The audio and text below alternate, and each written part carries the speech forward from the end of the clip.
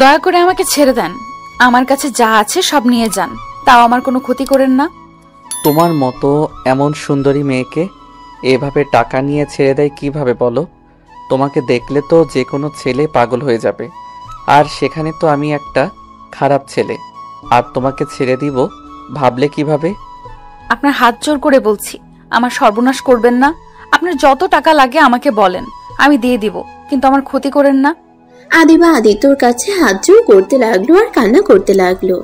আদিত্য আদিবার কোনো কথা না শুনে ঝাঁপিয়ে পড়লো। এক এক করে আদিবার শরীর থেকে সবকিছু খুলে ছুঁড়ে ফেলে দিল। আদিবার সারা শরীর চুমুতে ভরিয়ে দিল।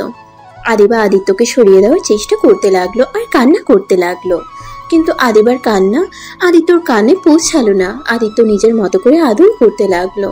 আদর করা শেষ করে আদিত্য আদিবার ব্যাগ থেকে টাকা সাথে আদিবার গলার থেকে চেন টান দিয়ে নিয়ে নেয়। তারপর আদিত্য দৌড়ে আদিবাকে রেখে পালিয়ে গেল। আদিবা জোরে জোরে কান্না করতে লাগলো। হঠাৎ করে আদিবা কারো টাকা ডাকিতে চোখ খুলে দেখে ওর আম্মু বলে উঠলো, আদিবা, এই আদিবা, আবার কান্না করছিস? আদিবা খাট থেকে উঠে শক্ত করে জড়িয়ে ধরলো ওর আম্মুকে। ওর আম্মু পিঠে হাত বুলিয়ে দিতে দিতে বলল, মা, আমার কান্না করিস না। এই জুনিয়রকে যদি কোনো দিন খুঁজে পাই, ওর এমন হাল করব না। আম্মু, আমি আর নিতে পারছি না। এই এক স্বপ্ন বারবার কেন আমার চোখের সামনে আসছে? আমি তো ওই রাতটাকে ভুলে যেতে চাই, তাও কেন বারবার স্বপ্ন হয়ে আমাকে মনে করিয়ে দিচ্ছে। তুই এটা নিয়ে বেশি ভাবিস জন্য এমন হয়। তোকে কতবার বললাম ওইসব নিয়ে ভাবিস না, যা হবার হয়ে গেছে। তুই যে বেঁচে আসোস এটাই তো অনেক। আমার একমাত্র মেয়ে তুই, তোর কিছু হয়ে গেলে আমরা কিভাবে বেঁচে থাকতাম বল? আম্মু, আমি একটা ধর্ষিতা মেয়ে। আমার বেঁচে থাকার চেয়ে মরে যাওয়া মনে হয় ভালো ছিল। প্লিজ এসব কথা রাখ। অফিসে যাবি না? অফিসে যাওয়ার সময় হয়ে গেছে, যা ফ্রেশ হয়ে আয়। আদিবা ওর আম্মুকে ছেড়ে চোখের পানি মুছে ওয়াশরুমে চলে যায়। আর এদিকে আদিত্য সকালে ঘুম থেকে উঠে গোসল করে ইন্টারভিউ দেওয়ার জন্য রেডি হয়ে নিল। আদিত্যর ছোট বোন এসেছে। আদিত্যকে বলল, ভাইয়া, রান্না শেষ, খাবার খেয়ে বের হ। আদিত্য ওর বোনের কথা শুনে ওর বোনের সাথে যেতে লাগলো। আদিত্যর বোন একটা পাটি মাটিতে বিছিয়ে আদিত্যকে বসতে দিল। আদিত্য বসলে আদিত্যর বোন আতিয়া খাবার বেড়ে দিল। আদিত্য খাবার প্লেটটা হাতে নিয়ে ওর বোনকে খাওয়াই দিতে লাগলো আর নিজেও খেতে লাগলো। খাবার খাওয়া শেষ করে আদিত্য বলল, বুনু, তুমি ঘরে থেকো, দরকার ছাড়া দরজা খুলো না। আমি বাসায় আসলে তোকে নিয়ে ঘুরতে যাবো। আচ্ছা? আচ্ছা ভাইয়া। আদিত্য বাড়ি থেকে বের হয়ে 10 মিনিট হেঁটে বাস কাউন্টারে গিয়ে লোকাল বাসে উঠে বসলো। 20 মিনিট পর বাস থেকে নেমে রিক্সা নিয়ে সোজা অফিসের সামনে গিয়ে নেমে তাড়াতাড়ি করে অফিসের ভিতরে ঢুকে পড়লো। ভিতরে গিয়ে দেখে অনেকজন দাঁড়িয়ে আছে ইন্টারভিউ দেওয়ার জন্য। আদিত্য ওদের সাথে দাঁড়ালো। সবাই এক এক করে ইন্টারভিউ দিতে লাগলো। 1 ঘন্টা দাঁড়িয়ে থাকার পর আদিত্যর সময় চলে আসলো। 1 ঘন্টা দাঁড়িয়ে থাকতে থাকতে আদিত্যর পা একদম ব্যথা হয়ে গেছে।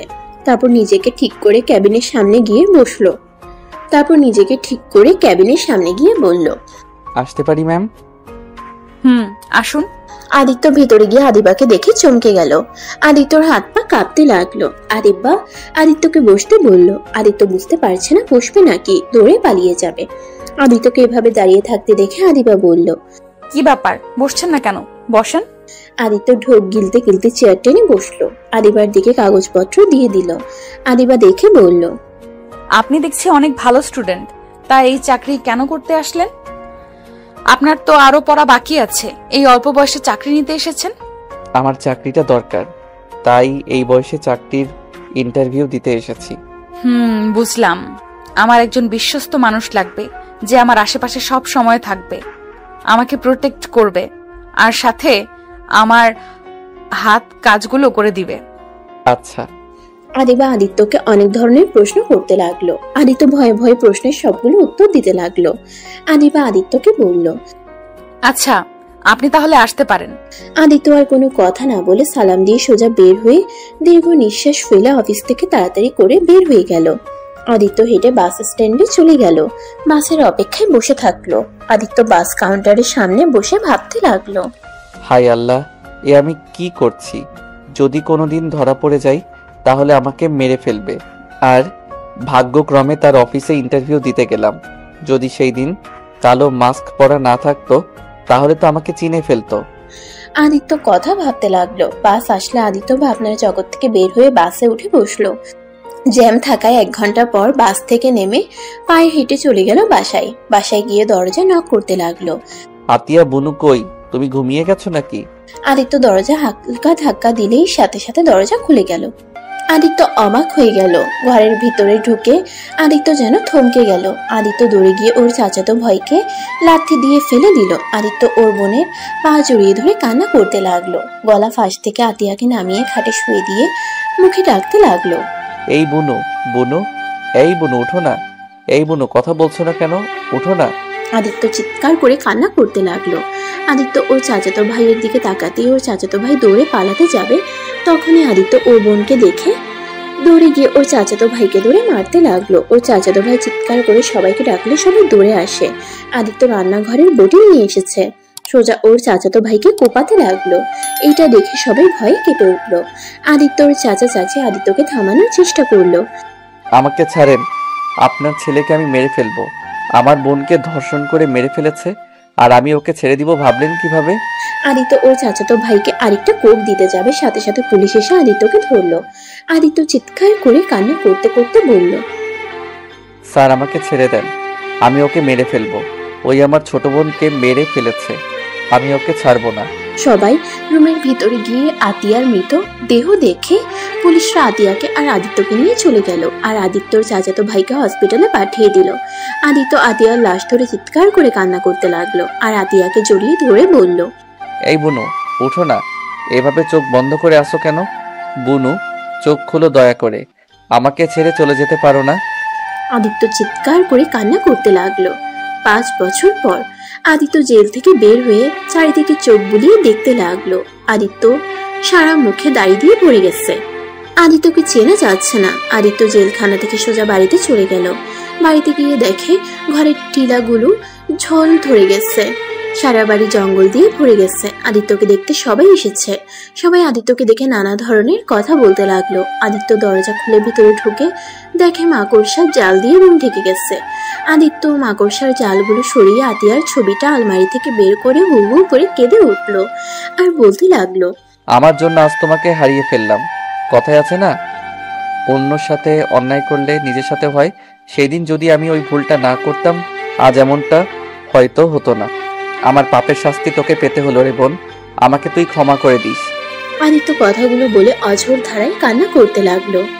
অনেকক্ষণ কান্না করে ব্যাগে ছবিটা নিয়ে দরকারি কাগজপত্র তুলে কিছু শার্ট প্যান্ট তুলে বের হয়ে গেল। সবাই আদিত্যর দিকে তাকিয়ে আছে। আদিত্য 10 মিনিট হেঁটে বাস কাউন্টারে চলে গেল। বাসে উঠে ঢাকা চলে আসলো। আদিত্যর অনেক ক্ষুধা লাগলে পকেট থেকে 20 টাকা বের করে কলা পাউরুটি কিনে খেতে লাগলো। খাওয়া শেষ করে আদিত্য ফোন বের করে একজনকে কল দিল। কল রিসিভ হইলে ওই পাশ থেকে বলল, কে? ভাই, আমি আদিত্য। এটা তো আপনার নাম্বার, আপনি চিনতে পারছেন না? রাকিব চোখ ডোলে ফোনের দিকে তাকিয়ে বলল, ও আদিত্য, তুমি?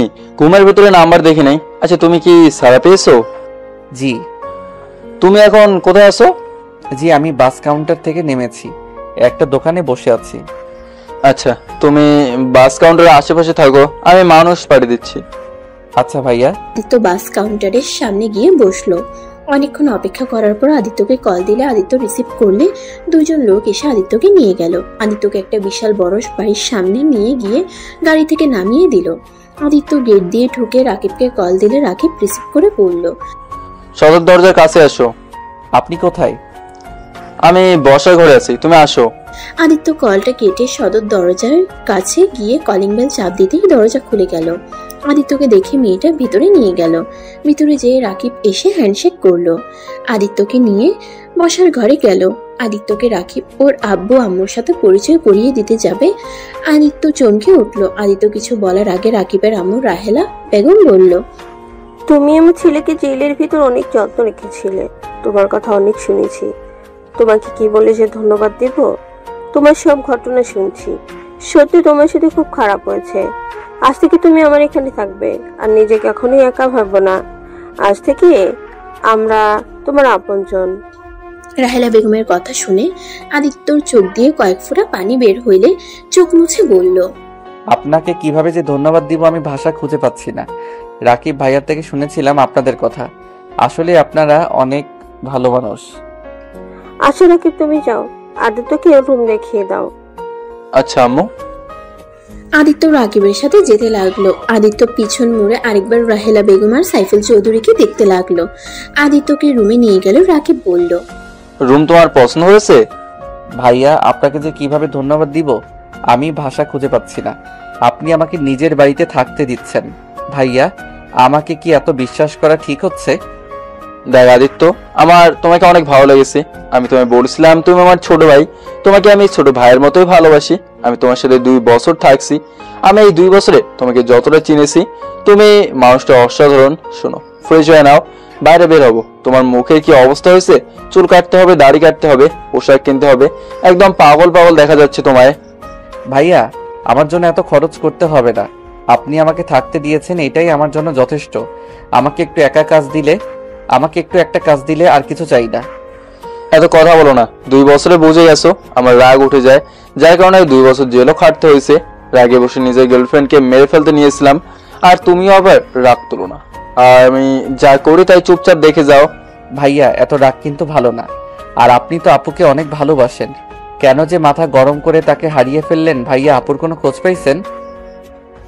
ওই লন্ডন থেকে দেশে আসবে 2 দিন পর। আপুর সাথে দেখা করবেন না? আপুকে ছাড়া কিভাবে থাকবেন? আপুকে বোঝানো লাগবে। সম্ভব না, ও আমার নামও শুনতে পারে না। আর ওর সামনে যাওয়ার মুখ আমি রাখি নাই। কিভাবে যাবো ওর সামনে? আর আমি একটা সাইকো। আমার মতো সাইকোর সাথে কে বা মেয়ের বিয়ে দিয়ে বিপদে পড়বে? ভাইয়া মানুষ মাত্র ভুল, আর মানুষ সারা জীবন এক থাকে না। আপুকে বোঝাতে হবে। উনি নিশ্চয়ই আপনাকে ক্ষমা করে আপনার হয়ে যাবেন। জানি না। আচ্ছা তুমি যাও। আদিত্য শার্ট প্যান্ট নিয়ে ওয়াশরুমে গেলে আদিত্য ভেবাচাকা খেয়ে যায়। আদিত্য বাহিরে এসে বলল, ভাইয়া কল নাই, গোসল করব কিভাবে? আরে কল নাই, ওয়েট আমি দেখিয়ে দেই। রাকিব আদিত্যকে নিয়ে গিয়ে আদিত্য সব দেখিয়ে দিল। আদিত্য কয়েকবার চেক করে দেখে নিল। রাকিব চলে গেলে আদিত্য গোসল করে নিল। শার্ট প্যান্ট পরে বাহিরে আসলে আয়নার সামনে দাঁড়িয়ে ভ্রুকুচকে তাকিয়ে শার্ট প্যান্ট টানতে লাগলো। রাকিব দরজার কাছ থেকে থেকে হাসতে লাগলো। আদিত্য হাসির শব্দ শুনে পিছনে ঘুরে তাকিয়ে লজ্জা পেয়ে গেল। রাকিব বলল, ওয়েট করো, আবার তো আমার শার্ট প্যান্ট পরে নাও। রাকিব ওর কথা শুনে শার্ট প্যান্ট নিয়ে এসেছে। আদিত্যকে দিলে আদিত্য ওয়াশরুমে গিয়ে পরিবর্তন করে নিল। আদিত্যকে দেখে রাকিব বলল, বাহ, অনেক সুন্দর লাগছে। তুমি দেখি আমার থেকেও কিছুটা লম্বা আছো। তোমার পাশে গেলে সবাই তোকে বড় বলবে, আমাকে ছোট বলবে। রাকিব কথাগুলো বলে হাসতে লাগলো। আদিত্য মুচকি হাসলো। তারপর রাকিবের সাথে নিচে গেল। রাহেলা বেগম নিজের ছেলেকে হাসতে দেখে নিজের মুখের হাসির রেখা ফুটে উঠলো। মনে মনে ভাবতে লাগলো, আমার ছেলেটা এত সুন্দর করে হাসতে পারে, আমার জানাই ছিল না। সব সময় তো রাগ জিদ কঠোর কণ্ঠে কথা বলতো। এই ছেলেটা আমার ছেলেকে অনেক পরিবর্তন করে দিয়েছে। রাহেলা বেগমকে দেখে আদিত্য চুপ হয়ে গেল। রাকিব রাহেলা বেগমকে দেখে বলল, আম্মু দেখো, আদিত্য আমার শর্টও লাগে না, আমার থেকেও বেশি লম্বা। ওর সামনে আমাকে বাচ্চা মনে হচ্ছে, আর এই আমার বড় ভাই মনে হচ্ছে। রাকিব কথাটা বলে হাসতে লাগলো। রাহেলা বেগম হেসে বলল, আদিত্য তোমার বয়সে ছোট, কিন্তু ওর যতটা বুদ্ধি আছে তোমার তাও নাই। তুমি ছোট মানুষের মতো রাগ জিদ করো। আম্মু আমি কিন্তু এখন অনেক ভালো হয়ে গেছি। সরি বাবা, ভুল হয়ে গেছে, মনে ছিল না। আমার কলিজার টুকরাটাই যে ভালো হয়ে গেছে। রাকিব রাহেলা বেগমের কাছে গেলে রাহেলা বেগম রাকিবের কপালে চুমু দিল। আদিত্য রাকিব রাহেলা বেগমের ভালোবাসা দেখে নিজের অজান্তেই চোখে পানি চলে আসলো। আদিত্য পানি মুছে ফেললো। রাকিব রাহেলা বেগমকে ছেড়ে দিয়ে বলল, আম্মু আদিত্যকে নিয়ে বের হচ্ছি। খাবার খাওয়া নিয়ে যাও, আদিত্য নিশ্চয়ই ক্ষুধা লাগছে। আমি রেস্টুরেন্টে থেকে খাওয়া দাওয়া দিব। আদিত্য চলো আমার সাথে। রাকিবের সাথে আদিত্য যেতে লাগলো। আদিত্যকে নিয়ে সোজা সেলুনে চলে গেল। চুল দাড়ির সাথে ফেসিয়াল করলো। সব করা শেষ হইলে রাকিব আদিত্যকে দেখে অবাক হয়ে বলল, মাশাআল্লাহ, ছোট ভাই তোমাকে তো একদম হিরোদের মতো লাগছে। তোমাকে দেখে আমার হিংসা হচ্ছে। ভাইয়া মজা করেন না, আপনি আমার থেকে দ্বিগুণ হ্যান্ডসাম। হয়েছে, চলো এবার রেস্টুরেন্টে যাব। খাবার খেয়ে তোমার জন্য পোশাক কিনে বাসায় যাব। আদিত্য রাকিব সেলুন থেকে বের হয়ে বাইকে উঠে পড়লো। দুজন মিলে রেস্টুরেন্টে চলে গেল। আদিত্য রেস্টুরেন্টে দেখে অবাক হয়ে গেল। দুজন একটা টেবিলের সামনে বসলো। আদিত্য রাকিবকে বলল, জানেন ভাইয়া, আমার ছোট বোনের অনেক স্বপ্ন ছিল এমন একটা রেস্টুরেন্টে এসেছে খাবার খাবে। আমি শুধু ওকে বলতাম আমি যখন জব পাবো তখন তোমাকে নিয়ে যাব, কিন্তু আজ দেখেন আমার বোনটা আর আমার সাথে নাই, কবরে ঘুমিয়ে আছে আর আমার কাছে কোনো কিছু বায়না করে না। আদিত্য কথাগুলো বলতে বলতে চোখের পানি ফেলতে লাগলো। রাকিব আদিত্যের হাতের উপরে হাত রেখে বলল, কান্না করো না, ওর জন্য দোয়া করো, এই জন্য কবরে ভালো থাকতে পারে। কান্না করলে ও অনেক কষ্ট পাবে। আদিত্য হাতের উল্টো পিঠ দিয়ে চোখ মুছতে মুছতে বলল, হ্যাঁ, আমি আর কান্না করব না আমার জন্য, আর আমার বোনও কষ্ট পাক। আদিত্য নিজেকে অনেক কষ্টে সামলিয়ে নিল। রাকিব আদিত্যের দিকে মেনু কার্ড এগিয়ে দিল। আদিত্য বলল, ভাইয়া আপনি যা খাবেন তাই খাবো। রাকিব অর্ডার দিতে লাগলো। অনেকক্ষণ পর অর্ডারে সব খাবার চলে আসলো। আদিত্য হাত দিয়ে খেতে গেলে রাকিব আদিত্যকে শিখিয়ে দিতে লাগলো। আদিত্য খেতে গিয়ে বারবার খাবার ফেলে দিচ্ছিল। রাকিব হাত দিয়ে খেতে লাগলো। আদিত্য হেসে চামচ রেখে দিয়ে হাত দিয়ে খেতে লাগলো আর বলল, জানেন ভাইয়া, হাত দিয়ে খাওয়ার যে কি শান্তির, সেটাতে চামচ দিয়ে খেয়ে অতটা মজা পাওয়া যায় না। ঠিক বলছো। দুজন গল্প করতে করতে খাবার খেয়ে নিল। খাওয়া শেষ করে রাকিব বিল দিয়ে দিল। দুজন রেস্টুরেন্ট থেকে বের হয়ে বাইক নিয়ে সোজা শপিং মলে চলে গেল। আদিত্যকে শপিং করে দিল। আদিত্য শপিং মল ঘুরে ঘুরে দেখতে লাগলো। হঠাৎ করে আদিত্য কারোর সাথে ধাক্কা খেয়ে পড়ে যায়। আদিত্য উঠে মেয়েটাকে সরি বলবে, তার আগেই মেয়েটা ঠাস ঠাস করে থাপ্পড় মারলো। এই ছেলে, চোখে দেখো না। সরি আপু। বেয়াদব ছেলে কোথাকার। আবার আদিত্যকে মারতে যাবে তখনই রাকিব এসে রূপার হাত ধরে বলল, ওই বলছে তো সরি, তাই না? আবার মারতে যাচ্ছ কেন? রূপা রাকিবকে দেখে অবাক হয়ে গিয়ে সাথে সাথে হাত ছাড়িয়ে নিয়ে চলে যেতে লাগলো। আদিত্য অবাক হয়ে গেল। আদিত্য রাকিবকে বলল, ভাইয়া ওনাকে চেনেন নাকি? আপনাকে কিছু না বলে চলে গেল। ওইটাই তোমার আপু? আপু মানে রূপা আপু? কিন্তু উনি না 2 দিন পর লন্ডন থেকে আসবে। জানি না, আমার এক ফ্রেন্ড তো তাই বলছিল। আপুকে ডাক দেয়। আদিত্য রূপাকে ডাক দিয়ে দৌড়ে গেল।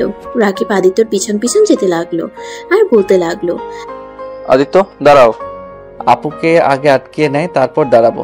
আদিত্য রাকিবের কথা না শুনে শপিং মল থেকে বের হয়ে দেখে রূপা গাড়িতে উঠবে। সাথে সাথে আদিত্য হাঁপাতে হাঁপাতে বলল, আপু আমার আপনার সাথে কথা আছে। কি কথা? একটু আমাকে বলতে দেন। আদিত্য, এভাবে কেউ দৌড়ায়? ভাইয়া ওয়েট করেন, নিঃশ্বাস ফেলতে দেন তো।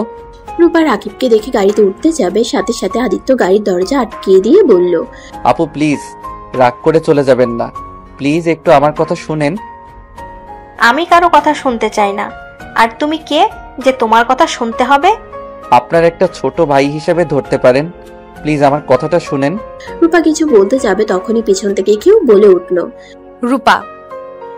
দোস্ত, তুই কেমন আছোস? রূপা আদিত্যকে এড়িয়ে আদিবাকে জড়িয়ে ধরলো। আদিত্য পিছনে ঘুরে আদিবাকে দেখে ভয়ে হাত কাঁপতে লাগলো। আদিবা রূপাকে বলল, রূপা, তুই না 2 দিন পর আসবি, এখানে কি করছিস? সবাইকে সারপ্রাইজ দিব, তাই গতকাল রাতে এসেছি। সবাইকে সারপ্রাইজ দিবার জন্য কিছু বলি নাই। তাই বলে আমাকে বলবি না? আর এখানে কি করছিলি? আর রাকিব, তুমি এখানে কেমন আছো? জেল থেকে কবে ছাড়া পাইলে? ভালো আছি, তুমি কেমন আছো? 5 দিন হলো এসেছি। ও আচ্ছা, তা জেলের ভাত কেমন লাগলো? আর তোমার সাহস কি করে হয় আবার আমার বান্ধবীর সামনে আসার? রাকিব কিছু না বলে আদিত্যর হাত ধরে টেনে নিয়ে গেল। আদিত্য ভয়ে চলে গেল, কোনো কথা বলল না। রাকিব বাইকে উঠে পড়লে আদিত্য পিছনে উঠে বসলো। দুজন বাসায় চলে আসলো। আদিত্য রুমে এসে খাটে বসে ভাবতে লাগলো, আমাকে যেভাবে হোক ওনার কাছ থেকে ক্ষমা চাইতে হবে, না হইলে আমি কখনোই শান্তিতে ঘুমাতে পারবো না। আমার বোন শান্তি পাবে না। আমাকে যেভাবে হোক ওনার কাছ থেকে ক্ষমা চাইতে হবে। কিভাবে ওনার সাথে যোগাযোগ করব? যেভাবে হোক আমাকে ওনার সাথে কথা বলতে হবে, আর ওনার চেনটা ফিরিয়ে দিতে হবে।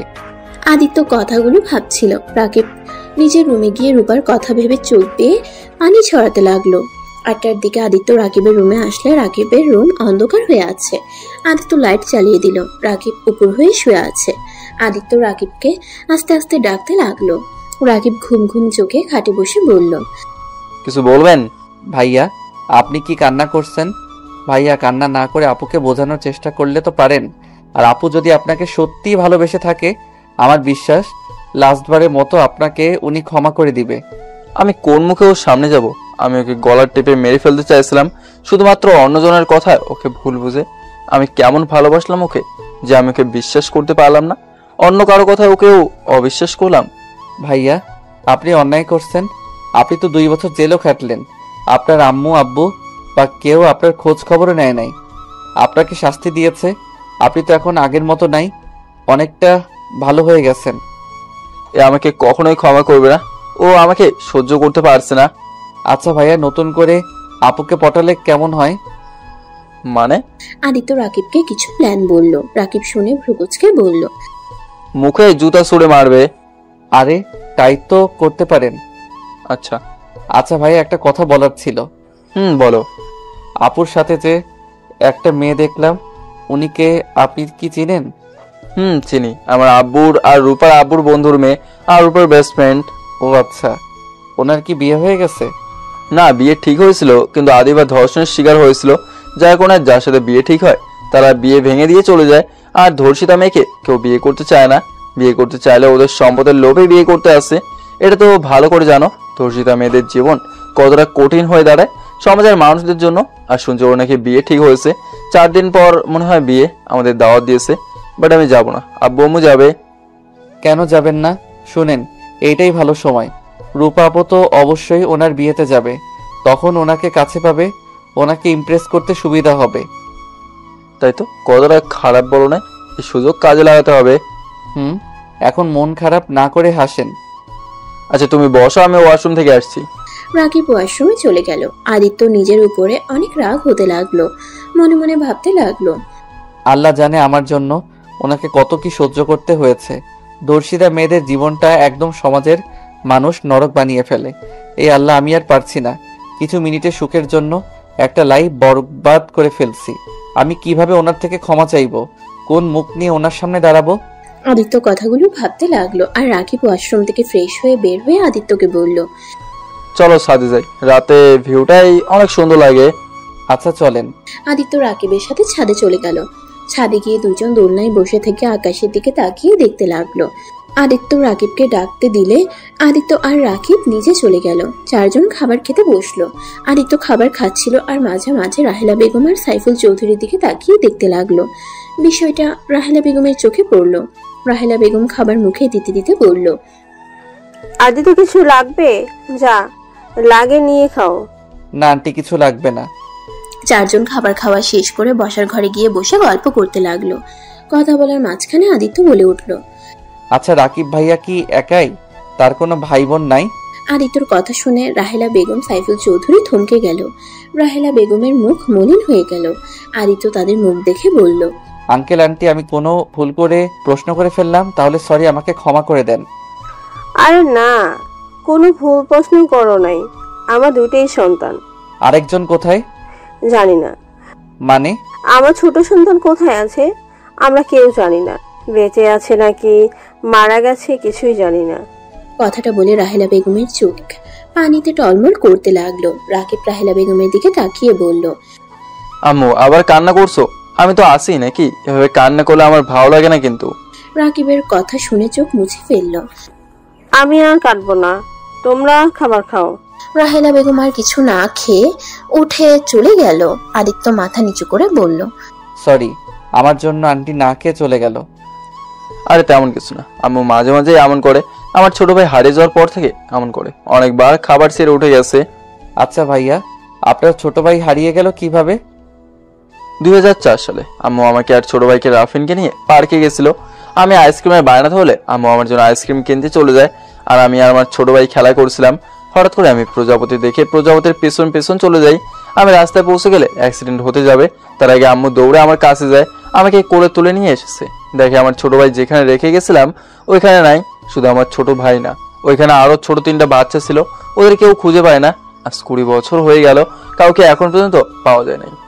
রাকিব কথাগুলো বলে এক পর্যায়ে কান্না করে দিল আর বলতে লাগলো, ভাইয়া কান্না করো না, এখানে তোমার কোনো দোষ নাই। তুমি নিজেও তো ছোট ছিলে, তখন কিডন্যাপারদের সাথে তুমি পারতে না? ওরা হয়তো তোমার ভাইয়ের সাথে তোমাকে তুলে নিয়ে যাইতো। আমি জানি না, কিন্তু আমাকে নিয়ে গেলে তাও নিজের কাছে অপরাধী মনে হতো না, তিলে তিলে এভাবে শেষ হয়ে যেত হয়তো না। আদিত্য রাকিবকে সান্ত্বনা দিতে লাগলো, সাথে সাইফুল চৌধুরীও দিতে লাগলো। রাকিব ওর আব্বুকে জড়িয়ে ধরে কান্না করতে লাগলো। আদিত্য একটা প্লেটে খাবার বেড়ে রাহেলা বেগমের রুমের দিকে যেতে লাগলো। রাকিব, সাইফুল চৌধুরী অবাক হয়ে গেল। আদিত্য রাহেলা বেগমের রুমে গিয়ে বলল, আন্টি। আদিত্য কিছু বলবে? আদিত্য রাহেলা বেগমের কাছে গিয়ে বসে চোখের পানি মুছে দিয়ে খাবারের লোকমা মুখে তুলে দিয়ে বলল, আন্টি কান্না করবেন না, আজ থেকে আমি আপনার ছোট ছেলে। আপনি মোটেও ভাববেন না আপনার ছোট ছেলে হারিয়ে গেছে। আদিত্যর কথা শুনে রাহেলা বেগম আরো ইমোশনাল হয়ে আদিত্যকে জড়িয়ে ধরলো। আদিত্যর কপালে চুমু দিল। আদিত্য রাহেলা বেগমকে খাবার খাওয়াই দিল। দুজনের ভিতরে ভালো একটা সম্পর্ক হয়ে গেল। 4 দিন পর, ভাইয়া উঠেন, আম্মু আব্বু ডাকছে, তাড়াতাড়ি উঠে বিয়ে বাড়িতে যেতে হবে তো। আমাকে ঘুমাতে দাও, পরে যাব, এখন যাব না। ভাইয়া আমাদের কাজ কি ভুলে গেছেন? রূপা আপুকে ইমপ্রেস করতে হবে তো। আদিত্যর কথা শুনে রাকিব লাফ দিয়ে উঠে তাড়াতাড়ি করে ফ্রেশ হতে চলে গেল। রাকিব তাড়াতাড়ি করে রেডি হয়ে নিল। রাকিব আদিত্য একসাথে নিচে গেলে রাহেলা বেগম বলল, মাশাআল্লাহ, আমার ছেলে দুইটাকে পাঞ্জাবিতে অনেক সুন্দর লাগছে, কারণ নজর না লাগে। রাহেলার কথা শুনে 4 জন হেসে উঠল। তারপর বাসা থেকে বের হয়ে গাড়িতে উঠে পড়ল। 20 মিনিট বিয়ে রিসেপশন চলে গেল। সবাই নাচ গান করছে। আদিত্য রাকিব রূপাকে খুঁজতে লাগলো। খুঁজতে খুঁজতে রূপাকে ছাদে পেল। রাকিব আদিত্যকে সামনে এগিয়ে দিলে আদিত্য রূপার কাছে গিয়ে বলল, আসসালামু আলাইকুম আপু, কেমন আছেন? রূপা কারো কণ্ঠ পেয়ে পিছনে ঘুরে তাকিয়ে দেখে আদিত্য। রূপা আদিত্যকে বলল, ওয়ালাইকুম সালাম, তুমি এখানে কি করছো? জি আপু, আমি ভাইয়াদের সাথে এসেছি। ভাইয়া? রাকিব তোমার কেমন ভাই? কলিজার ভাই। যাই হোক, ওইসব বাদ দেন। যেটা বলার ছিল, আপু ভাইয়া আপনাকে অনেক ভালোবাসে। প্লিজ আপু ভাইয়াকে ক্ষমা করে দাও, একটা সুযোগ দেন। ভাইয়া নিজেকে অনেক পরিবর্তন করছে। ব্যাস, আর একটা কথা বলো না, এখান থেকে চলে যাও, না হলে খুব খারাপ হয়ে যাবে। আপু প্লিজ দয়া করে ভাইয়াকে ক্ষমা করে দেন। আদিত্যর কথা শুনে রূপা রেগে সোজা আদিত্যর গালে ঠাস ঠাস করে থাপ্পড় মারলে রাকিব আদিত্যর পেছন থেকে বের হয়ে রাগের লোক নিয়ে কিছু বলতে যাবে, সাথে সাথে আদিত্য রাকিবের হাত ধরে বলল, আপু আমাকে মারেন, সমস্যা নাই, আমার ভাইয়াকে দয়া করে ক্ষমা করে দেন। ভাইয়া তো নিজের ভুল বুঝতে পারছে, 2 বছর জেল খাটছে। তারপর কি আপনার মনে হয় ভাইয়ার শাস্তি কম হয়ে গেছে? দেখেন, আপনার যদি ভাইয়ার উপরে রাগ থাকে তাহলে ভাইয়ার উপরে রাগ খাটান, দরকার পড়লে শাস্তি দেন। তাই বলে আপনি ভাইয়াকে এড়িয়ে যাবেন না। কথা বলেন অন্তত, আপনি তো ভাইয়াকে ভালোবাসেন। ভালোবাসার মানুষটাকে কি লাস্টবারের মতো ক্ষমা করা যায় না? আদিত্যর কথা শুনে রূপা কিছু বলতে যাবে, তার আগে নিচ থেকে চিল্লা পাল্লার আওয়াজ আসলে 3 জন দৌড়ে নিচে নেমে গেল। নিচে গিয়ে দেখে আদিবা আত্মহত্যা করতে চলে গেছে। সবাই আদিবার রুমের দরজা ধাক্কাতে লাগলো। দরজা খুলছে না দেখে আদিত্য পাশের রুমের দরজা খুলে ব্যালকনি দিয়ে আদিবার রুমে ঢুকলো। আদিত্য আদিবার পা ধরে বলল, দয়া করে এমন পাপ কাজ করবেন না, এইটা কখনোই সমাধান হতে পারে না। দয়া করে নেমে আসেন। আমাকে ছেড়ে দেন, আমি বাঁচতে চাই না। আমার বেঁচে থাকার কোনো অধিকার নাই। ধর্ষিতা মেয়ের বেঁচে থাকার কোনো অধিকার নাই। দয়া করে আমাকে ছেড়ে দেন, আমি আর পারছি না। এক এক করে এইভাবে সবাই বিয়ে ভেঙে দিয়ে যাচ্ছে। 1000 জনের 1000 কথা, এত কথা শুনতে আর পারছি না। কারো কথায় কেন কান দিচ্ছেন? আপনি তো আপনার বাবা মায়ের একমাত্র সন্তান। আপনার যদি কিছু হয়ে যায় তাহলে আপনার বাবা মায়ের কি অবস্থা হবে একবার ভেবে দেখেছেন? আপনি তো আত্মহত্যা করে ভাবছেন মুক্তি হয়ে যাবেন, কিন্তু আপনার আব্বু আম্মুর কি হবে? তারা সহ্য করতে পারবে কি? আদিত্য, দরজা খোলো। ভাইয়া, উনি তো দড়ি ছড়াচ্ছেন না, ওনাকে ছেড়ে দিলে তো উনি ঝুলে যাবে। তোমার পায়ের কাছে দেখো টুল আছে, ওইটা খাটের উপরে তুলে আদিবের পায়ের নিচে দাও। আদিত্য রাকিবের কথা শুনে পা দিয়ে টুলটা নিয়ে আসতে লাগলো। আর ওইদিকে আদিবার আব্বু আম্মু কান্নায় ভেঙে পড়তে লাগলো। আর সবাই আদিবাকে নেমে পড়তে বসতে লাগলো।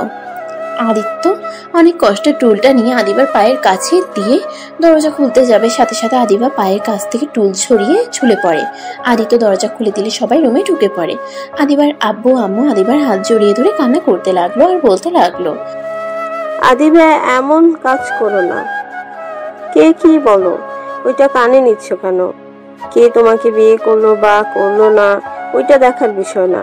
আদিবা, আমাকে ছেড়ে চলে যাও না। রাকিব রূপা মিলে আদিবাকে নামিয়ে নিল।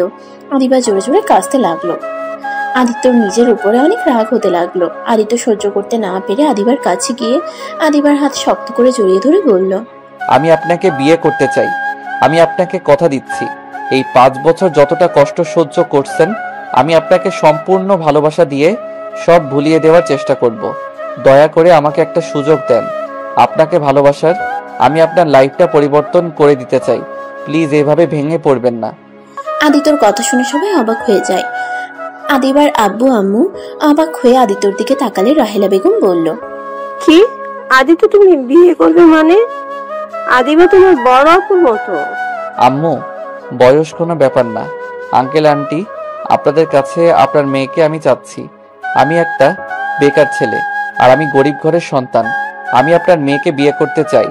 আমি জানি ছোট মুখে বড় কথা হয়ে যাচ্ছে, কিন্তু সত্যি আমি আপনার মেয়েকে বিয়ে করতে চাই। আমি আপনার মেয়েকে হয়তো বড়লোকদের মতো টাকা পয়সা দিয়ে ভরিয়ে দিতে পারবো না, কিন্তু ভালোবাসার সম্মান দিয়ে রাখতে পারবো। একবার আমাকে বিশ্বাস করে দেখেন, আমি যদি আপনার মেয়েকে অসুখে রাখি তাহলে আপনারা আমাকে মেরে ফেলেন, আমার কোনো আফসোস থাকবে না। আদিত্যর কথা শুনে সবাই কানাঘুষা করতে লাগলো। অনেকক্ষণ ভেবে চিন্তা করে আদিবার আব্বু আম্মু রাজি হয়ে যায়। আদিবা কিছু বলতে চাইলে বলার সুযোগ দেয় নাই। আদিত্য আর আদিবার বিয়ে পড়ানো শুরু করলো। যৌতুক দিতে চাইলে আদিত্য বলে উঠলো, বেয়াদবি মাফ করবেন, আমি আপনার মেয়ের হাত দুইটাই চাই, আমার আর কিছুই চাই না। যদি যৌতুক হিসেবে কিছু দিতে চান জোর করে, আমি তাহলে একটাই জিনিস চাইবো, সেইটা আপনার মেয়েকে। আদিত্যর কথা শুনে সবাই অবাক হয়ে গেল। কেউ কেউ আদিত্যকে ভালো বলতে লাগলো, কেউ কেউ আদিত্যকে পাগল বলতে লাগলো। আদিবার আব্বু আম্মু আদিত্যর প্রতি অনেকটাই ইমপ্রেস হয়ে যায়। আদিত্য আর আদিবার বিয়ে পড়িয়ে দিল। আদিত্যর বাবা মা হিসাবে রাহেলা বেগম সাইফুল চৌধুরী স্বাক্ষর দেয়। আদিবা আর আদিত্য বসে আছে। সবাই নাচানাচি গান বাজনা নিয়ে মেতে থাকলেও আদিবার মুখে এক ফোঁটা হাসি নাই। আদিবার চোখ বেয়ে অনবরত পানি পড়ছে। আদিত্য আদিবার চোখের পানি মুছে দিতে দিতে বলল, আমি জানি আমাকে আপনার পছন্দ না, আমি জানি আমার উপরে আপনার রাগ হচ্ছে। দয়া করে প্লিজ এভাবে কান্না করবেন না। আপনার কান্না আমার সহ্য হচ্ছে না। আমি একবার যখন আপনার হাত ধরেছি তখন আমার মৃত্যুর আগ পর্যন্ত আপনার হাত ধরে বাঁচতে চাই। এই হাত কখনোই আপনার হাত ছেড়ে দিবে না। আদিত্যর কথা শুনে আদিবা কিছু বলল না, চুপ করে বসে থাকলো। আদিত্য আদিবার জন্য বাসর ঘর সাজানো হইলে আদিবা আর আদিত্যকে নিয়ে বাসর ঘরে দিয়ে আসলো। আদিত্য দরজা লাগিয়ে দিলে আদিবা আদিত্যকে বলল, তুমি কি পাগল? আমার মতো ধর্ষিতা মেয়েকে কেন বিয়ে করলে? বিয়ে তো করলে, আবার যৌতুক পর্যন্ত নিলে না। তুমি আমাকে কেন দয়া করলে? আমি তোমায় দয়া করি না, আমি আমার ভুল শোধরানোর জন্য তোমায় বিয়ে করছি। মানে? আদিত্য আদিবাকে সত্যি বলতে যাবে তখনই ভাবতে লাগলো, কি হলো? কি ভাবো এইভাবে? আমি যদি সত্যি বলি তাহলে উনি অনেক কষ্ট পাবে। না থাক, সময় হইলে ওনাকে সব সত্যি কথা বলে দিতে হবে। আমি চেয়েছিলাম আমি জীবনে বিয়ে করলে একটা ধর্ষিতা মেয়েকে বিয়ে করব। অবহেলিত মেয়েদের বিয়ে করার ইচ্ছে ছিল, সেইটা পূর্ণ হয়ে গেল। আমি দেখেছি অবহেলিত মেয়েরা স্বামীদের অনেক ভালোবাসে, তাই ছোটবেলা থেকে এই শখটা জেগেছিল। এটা কোনো কথা? আমি যদি তোমাকে না ভালোবাসি? তুমি আমার স্ত্রী, সেখানে তুমি এখন ভালো না বাসলে একদিন না একদিন আমায় তুমি ভালোবাসবে। আমি সেই দিনের অপেক্ষায় থাকবো।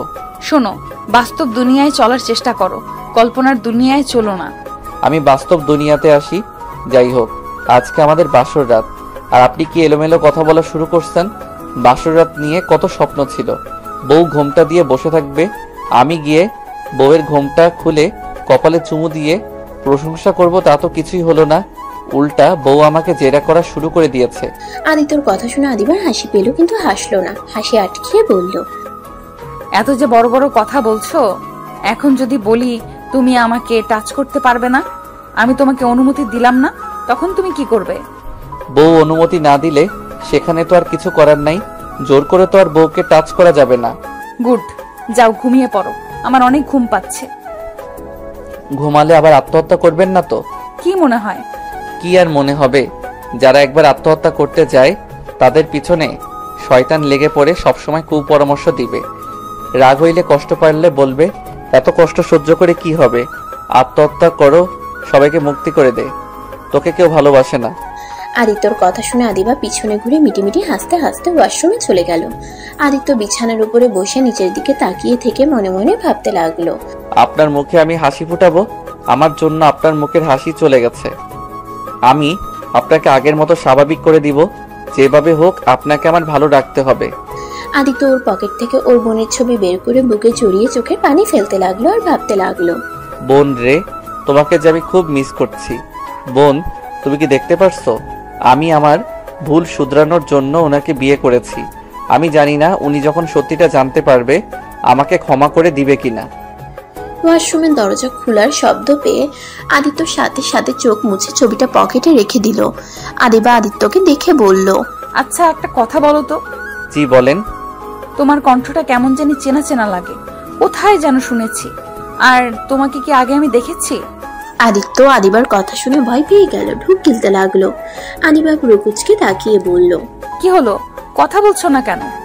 মানে হ্যাঁ, আমাকে তুমি আগে দেখছো। আমি তোমার অফিসে ইন্টারভিউ দিতে এসেছিলাম 5 বছর আগে, এই জন্য হয়তো আমার কণ্ঠ চেনা চেনা লাগছে। ও আচ্ছা, আমার ঠিক মনে পড়ছে না, হয়তো হতে পারে 5 বছর আগের কথা, তাই খেয়াল হয়নি। ও আচ্ছা। আচ্ছা যাও, ফ্রেশ হয়ে নাও। আদিত্য ওয়াশরুমে চলে গেল। আদিবা খাটের এক পাশে শুয়ে ভাবতে লাগলো, এই ছেলেটা আমাকে কেন বিয়ে করলো? আমার অফিসে একবার ইন্টারভিউ দিতে এসেছে, আবার সম্পদের লোভ থাকলে যৌতুকও নিল না। কিছু তো বুঝতে পারছি না, ওর মাথায় কি চলছে। নাকি আল্লাহর কাছে একটা ভালো স্বামী চেয়েছিলাম জন্য কি আমার জন্য কি পাঠিয়েছে? আদিবা ভাবতে ভাবতে ঘুমিয়ে পড়ল। আদিত্য ওয়াশরুম থেকে বের হয়ে পাঞ্জাবিটা খুলে স্যান্ডো গেঞ্জি পরে শুয়ে পড়ল। আদিবার দিকে কিছুক্ষণ তাকিয়ে থেকে লাইটটা অফ করে ঘুমিয়ে পড়ল। সকালে ঘুম ভাঙতেই দেখতে পায় আদিবা ওর বুকের উপরে মাথা দিয়ে শুয়ে আছে। আদিত্য একটু নড়ে উঠলে আদিবার ঘুম ভেঙে যায়। আদিবা চোখ খুলতেই আদিত্য চোখ বন্ধ করে ফেললো। আদিবা নিজেকে আদিত্যর বুকে দেখে লজ্জা পেয়ে গেল, সাথে সাথে উঠে পড়লো।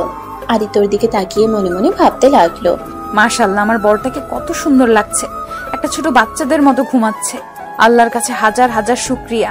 কিন্তু আল্লাহ, আপনি ভালো জানেন ওর মনের ভেতরে কি আছে। আদিবা আদিত্যর দিকে তাকিয়ে কথাগুলো ভাবছিল। আদিত্য চোখ খুলে দেখে আদিবা তাকিয়ে আছে। আদিত্য আবার চোখ বন্ধ করে নিলে আদিবা ভ্রুকুচকে তাকিয়ে বলল, তার মানে তুমি আমাকে ইচ্ছে করে নিজের বুকের সাথে জড়িয়ে ধরেছিলে, আমাকে ঘুমের ভেতরে পেয়ে আমার সাথে? ছি! আদিবার কথা শুনে আদিত্য লাফ দিয়ে উঠে ভয় ভয়ে বলল, বিশ্বাস করো, আমি কিছু করি নাই, আল্লাহর কসম। আমি তোমায় ইচ্ছে করে বুকে টেনে নেই নাই, আমি তো ঘুমিয়ে গেছিলাম। ঘুম ভাঙলে দেখি তুমি শুয়ে আছো আমাকে জড়িয়ে ধরে। তোমাকে নড়তে দেখে ভয়ে চোখ বন্ধ করে নিয়েছিলাম, যাতে তুমি আমায় ভুল বুঝতে না পারো। ওকে, বিশ্বাস করলাম। যদি ভুলেও ঘুমের ভেতরে আমাকে টাচ করার চেষ্টা করো তাহলে তোমার খবর আছে বলে দিলাম।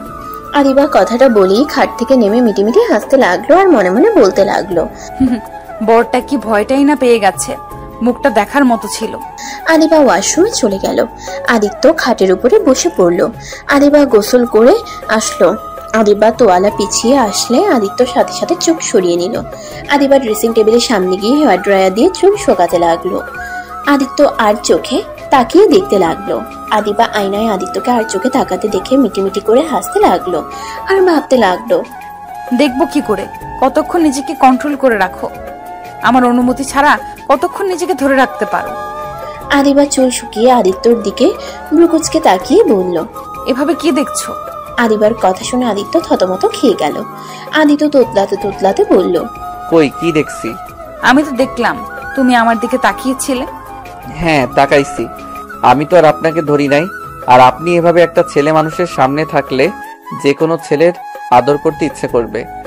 আদিত্য কথাটা বলে সাথে সাথে মুখ চেপে ধরল। আদিবা প্রকুচকে তাকাতে আদিত্য দৌড়ে ওয়াশরুমে চলে গেল। আদিত্যকে দৌড়ে যেতে দেখে হাসতে লাগলো আদিবা। হাসি থামিয়ে শাড়ি পরতে লাগলো। আদিত্য ওয়াশরুম থেকে বের হয়ে দেখে আদিবা শাড়ির কুচি সামলাতে পারছে না। আদিত্য গিয়ে আদিবার কুচি ধরে ঠিক করে দিতে লাগলো। আদিবা মুচকি হাসি দিল। আদিত্য বসা থেকে উঠতেই আদিবা হাসি থামিয়ে গম্ভীর গলায় বলল, কি ব্যাপার, তুমি গোসল না করে সবাইকে বোঝাতে চাও নাকি যে আমি তোমাকে আমার কাছে আসতে দেই নাই? আমার কোনো পোশাক নিয়ে আসি নাই। কে জানতো আপনার বিয়ে খেতে এসেছে, আপনাকে বিয়ে করে ফেলবো। আপনি গোসল করেন গা, যান। আমি অলরেডি আপনার জন্য শার্ট প্যান্ট অর্ডার দিয়েছি, এখন লাগবে কিনা সেটাই চেক করতে হবে। রাকিবের মাপে কি আপনার হয়? তুমি আবার আমার সাথে তাল মিলিয়ে আপনি আপনি করছো কেন? আর রাকিব ভাইয়ার মাপ তুমি জানো কিভাবে? তুমি আপনি বলবে আর আমি বললেই দোষ? আর রাকিব আমার বেস্টর বয়ফ্রেন্ড, মাঝে মাঝে ওর জন্য শার্ট প্যান্ট কিনতে গেছি, তাই সেখান থেকে আমার মুখস্থ আছে। ও আচ্ছা। যাও এখন গোসল করে আসো। ওই তো পার্সেল মনে হয় চলে এসেছে।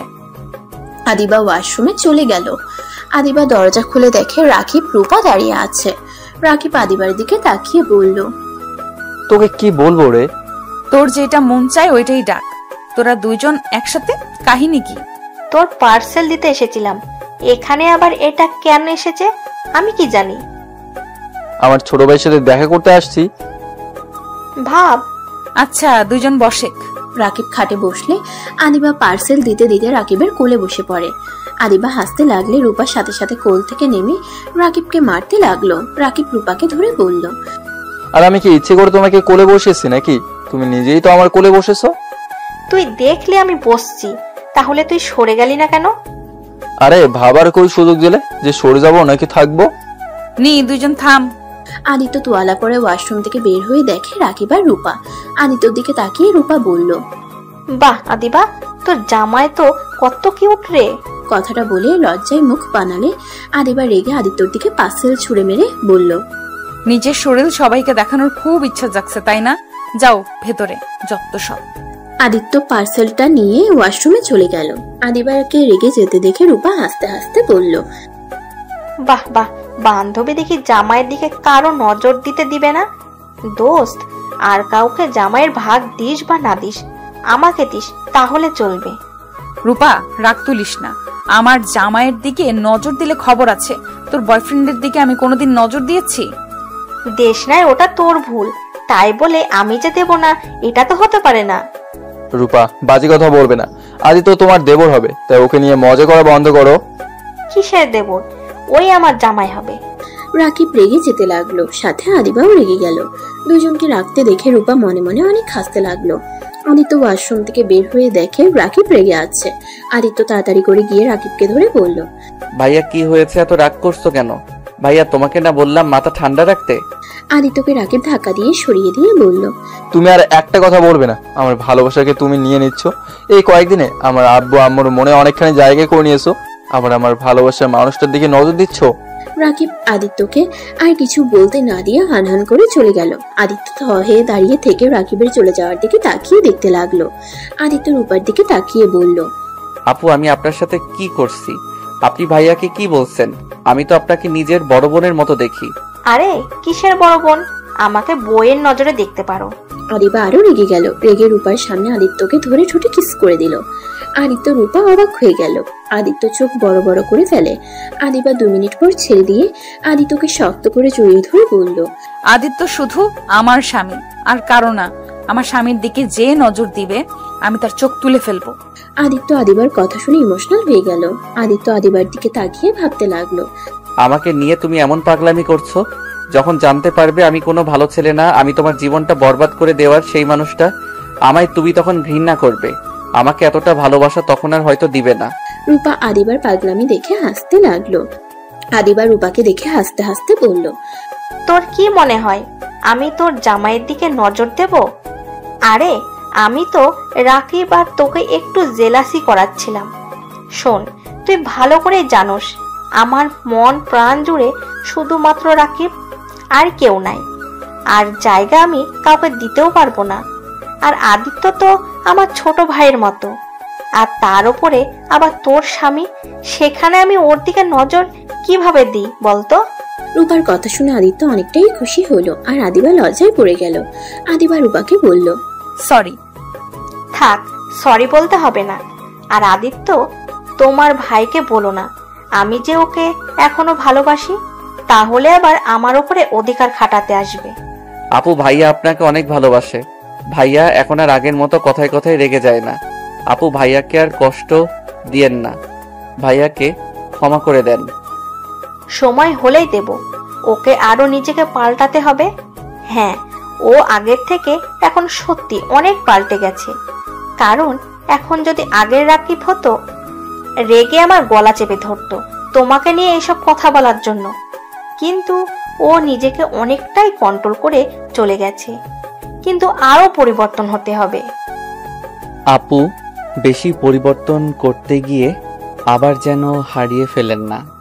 ওসব বাদ দাও, চলো নিচে যাই। সবাই আনন্দ করছে, তোমরা এত দেরি করে ঘুম থেকে উঠলে, কত কিছু মিস করেছো। তুই যা, আমরা আসছি। রূপা চলে গেল। আদিবা আদিত্যের দিকে তাকিয়ে বলল, ওইটা অভিনয় ছিল, তাই বলি কিন্তু আবার জোর করে আদর করতে এসো না। আচ্ছা। আদিবার মুখ দেখে বোঝা যাচ্ছিল আদিবা যাহা বললো এটা ওর মুখের কথা, মনের কথা না। আদিবা চলে যেতে নিবে, সাথে সাথে আদিত্য হাত ধরে টান দিয়ে নিজের কাছে নিয়ে এসেছে, ঠোঁটের সাথে ঠোঁট বসিয়ে দিল। আদিবা প্রথমে নিজেকে আদিত্য থেকে সরিয়ে নেওয়ার চেষ্টা করলে আদিবা পরে আর পারে না। আদিত্য ঠোঁট চুষতে লাগলো, আদিত্য মিটিমিটি হাসতে লাগলো আর মনে মনে ভাবতে লাগলো, আমি বুঝতে পারছিলাম তুমি আমার কি থেকে কি চাচ্ছ। তুমি হইলে এমন মানুষ, নিজের ইচ্ছেটা মুখে প্রকাশ করতে পারো না। তোমার না কথা মানে তুমি ওইটা চাও। আস্তে আস্তে আমি তোমাকে বোঝার চেষ্টা করব। আদিত্যর নিঃশ্বাস বন্ধ হয়ে আসতে নিলে আদিবাকে ছেড়ে দিলে দুজন জোরে জোরে নিঃশ্বাস নিতে লাগলো। আদিবা রাগ দেখাতে যাবে, আদিত্যর সাথে সাথে গালে চুমু দিয়ে দৌড়ে পালিয়ে গেল। আদিবা হাসতে লাগলো। আদিবার রুম থেকে বের হয়ে গেল। আদিত্য সবার সাথে বসে গল্প করছে। কিছু মেয়েরা আদিত্যকে ধরে নাচতে লাগলে আদিবার রাগের লোক নিয়ে তাকাতেই আদিত্য চোখ গেলে সাথে সাথে বসে পড়লো। রূপা ব্যাপারটা দেখে মিটিমিটি করে হাসতে লাগলো। আদিত্যকে আবার নিয়ে যেতে নিবে। আদিত্য বলল, আপনারা নাচেন, আমি দেখি।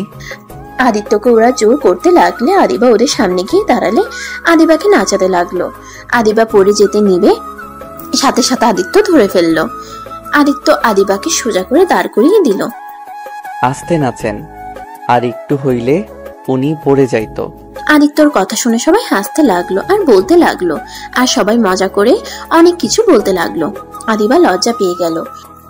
আদিবার হাত ধরে ওর এক কাজিন নাচতে গেলে আদিত্যর রাগ উঠে গেল আদিবাকে টাচ করতে দেখে।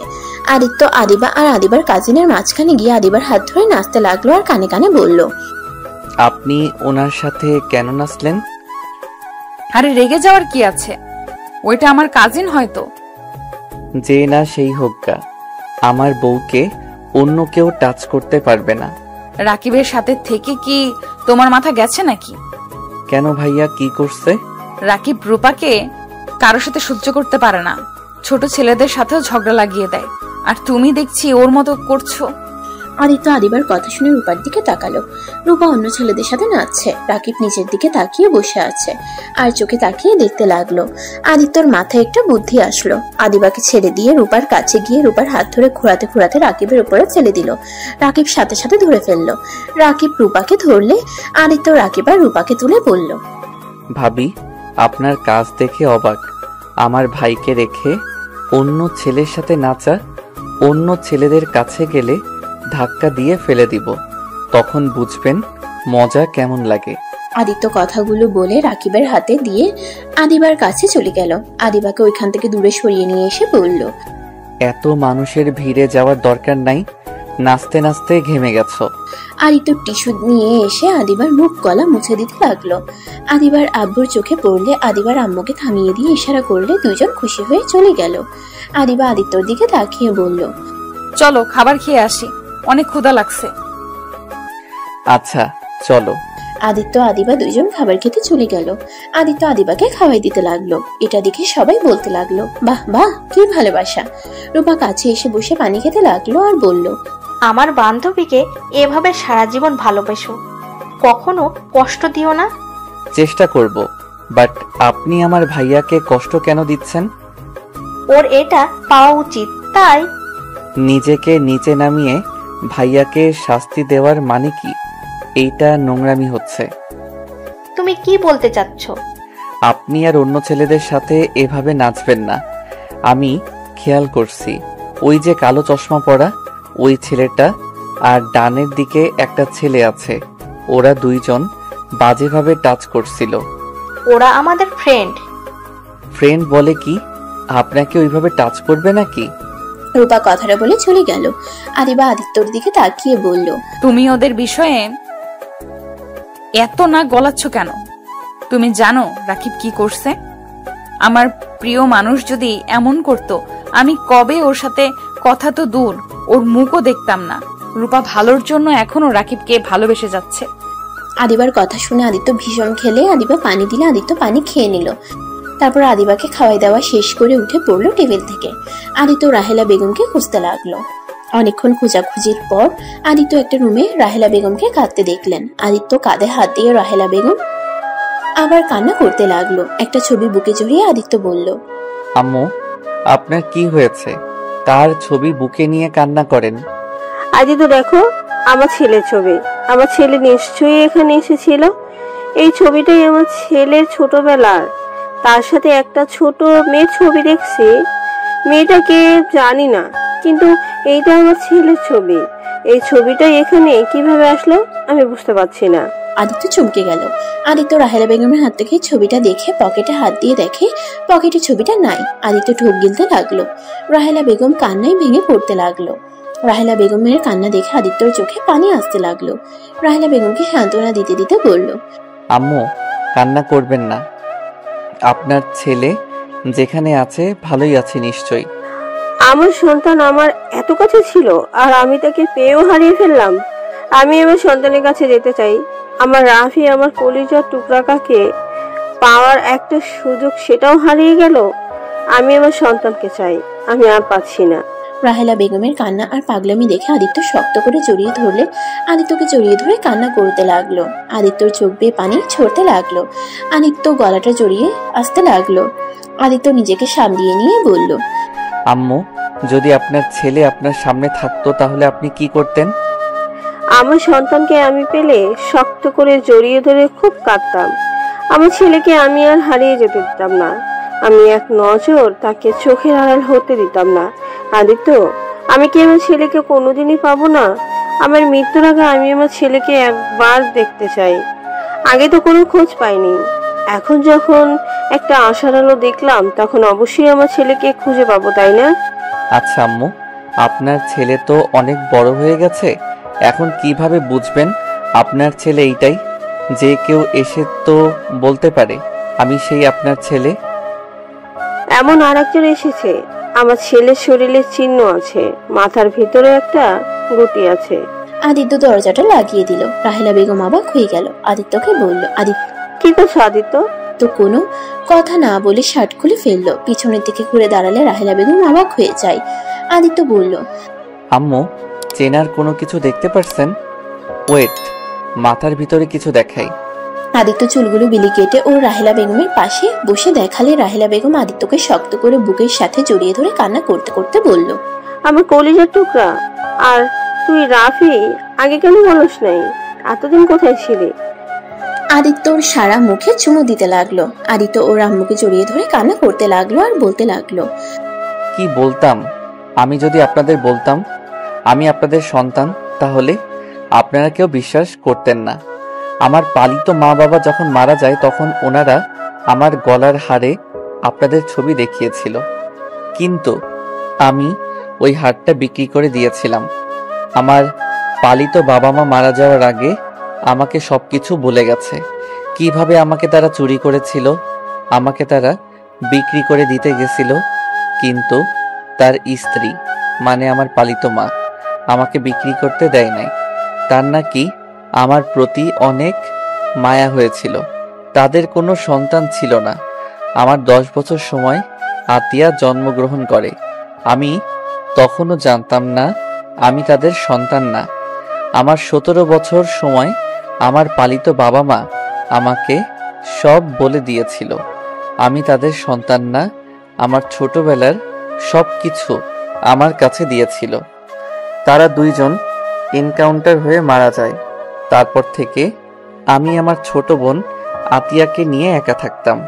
ওর খাবার জন্য আমি চেনটা বিক্রি করে দিয়েছিলাম। এমনকি আমি একটা অন্যায় কাজও করেছি। তার পাপের শাস্তি হিসেবে আমার বোনকে পেতে হয়েছে। আদিত্য কথাগুলো বলে কান্না করতে লাগলো। কান্নায় ভেঙে পড়লে রাহেলা বেগম জড়িয়ে ধরে কান্না করতে করতে বলল, কান্না করিস না বাবা, এখানে তোর কোনো দোষ নাই। ওর চাচাতো ভাই তো জঘন্য কাজটাই করে মেরে ফেলছে, এখানে তোর কি দোষ? আদিত্য ওর আম্মুকে শক্ত করে জড়িয়ে ধরে কান্না করতে করতে বলল, আম্মু, আমিও একটা ভুল করছি। আম্মু, আমি যদি বলি আদিবার ধর্ষণকারী আর কেউ না, আমি নিজেই। আদিত্যর কথা শুনে রাহেলা বেগম আদিত্যকে ছেড়ে দিল। রাহেলা বেগম কান্না থামিয়ে বলল, মানে কি বলছিস? আম্মু, আমি সেই ছেলেটা যে নিজের বোনের খাবারের জন্য ছিনতাই করতে গিয়ে তাকে ধর্ষণ করেছিল, যার শাস্তি আমার বোনটাকে পেতে হয়েছে। আদিত্যর কথা শুনে রাহেলা বেগম হতভম্ব হয়ে গেল। আদিত্য ওর আম্মুর পা জড়িয়ে ধরে বলল, আম্মু, আমি সেদিন জানি না কোন জ্ঞানে ছিলাম, আমি নিজের অজান্তে এমন ভুল করে ফেলি। সেই দিন পর থেকে আমি শান্তিতে ঘুমাতে পারি নাই। এই পাপের জন্য আমি ভিতরটা শেষ হয়ে যাচ্ছে, কুড়ে করে খাচ্ছে এই অপরাধটা। আমি সহ্য করতে পারছি না। আমি আদিবার সামনে যতবার বলতে গেছি আমি ভয়ে বলতে পারছি না। আম্মু, আমি ভুল শোধরানোর জন্য বিয়েও করলাম, কিন্তু তারপর নিজের ভিতরে অপরাধ বোধটা আমাকে শেষ করে দিচ্ছে। রাহেলা বেগম আদিত্যকে ধরে খাটে বসিয়ে দিয়ে বলল, চুপ, কাউকে কিছু বলবি না। এই কথা এখানে শেষ করে দে। এই কথা কোনোদিন কারো সামনে নিয়ে আসিস না। ওরা যদি জানতে পারে তাহলে ওরা তোকে মেরে ফেলবে। আমি তোকে আর হারাতে চাই না। এই কথা আর কাউকে বলবি না। ওদের কাছে কোনো প্রশ্ন নাই। ওই ছেলেটাই কেমন দেখতে, ছেলেটার কণ্ঠ কেমন সেটাও ভালো করে মনে নাই, তাই ওরা তোকে ধরতে পারে না। যখন ধরতে পারে নাই তখন একেবারে চুপ হয়ে যা। আম্মু, পাপ কখনোই চাপা থাকে না। ওইটা পরে দেখা যাবে। তুই আর কোনোদিন এই কথাগুলো মনের ভুলেও কাউকে বলবি না। আম্মু, আমি এভাবে থাকলে মারা যাব। এভাবে তিলে তিলে মরার থেকে সব সত্যি বলে যদি মৃত্যুর স্বাদ গ্রহণ করা খুব ভালো। চুপ কর তুই। আদিবাকে বিয়ে করছো, এখানে তুই ওকে ভালো রাখার চেষ্টা করবি। ওকে সম্পূর্ণ ভালোবাসা দিয়ে ওর মনে জায়গা করে নে। তারপর যখন তোর মনে হবে বলে দেওয়া উচিত তখন সব বলবি, তার আগে কখনো বলিস না। আদিত্য রাহেলা বেগমকে জড়িয়ে ধরে কান্না করতে লাগলো। রাহেলা বেগম আদিত্যের চোখ মুছে দিল। হঠাৎ করে বাথরুম থেকে দরজা খোলার শব্দ শুনে দুজনে ভয় পেয়ে গেল। দুজন ঘুরে তাকিয়ে দেখে সাইফুল চৌধুরী। রাহেলা বেগম দীর্ঘ নিঃশ্বাস ফেলল। সাইফুল চৌধুরী আদিত্যকে শক্ত করে জড়িয়ে ধরে ইমোশনাল হয়ে গেল। আদিত্য ইমোশনাল হয়ে যায়। আদিত্যর আব্বু বলল, তোকে কত খুঁজেছি আর তুই আমাদের কত কাছে, অথচ আমরা তোকে চিনতে পারি নাই। তোর কোনো দোষ নাই।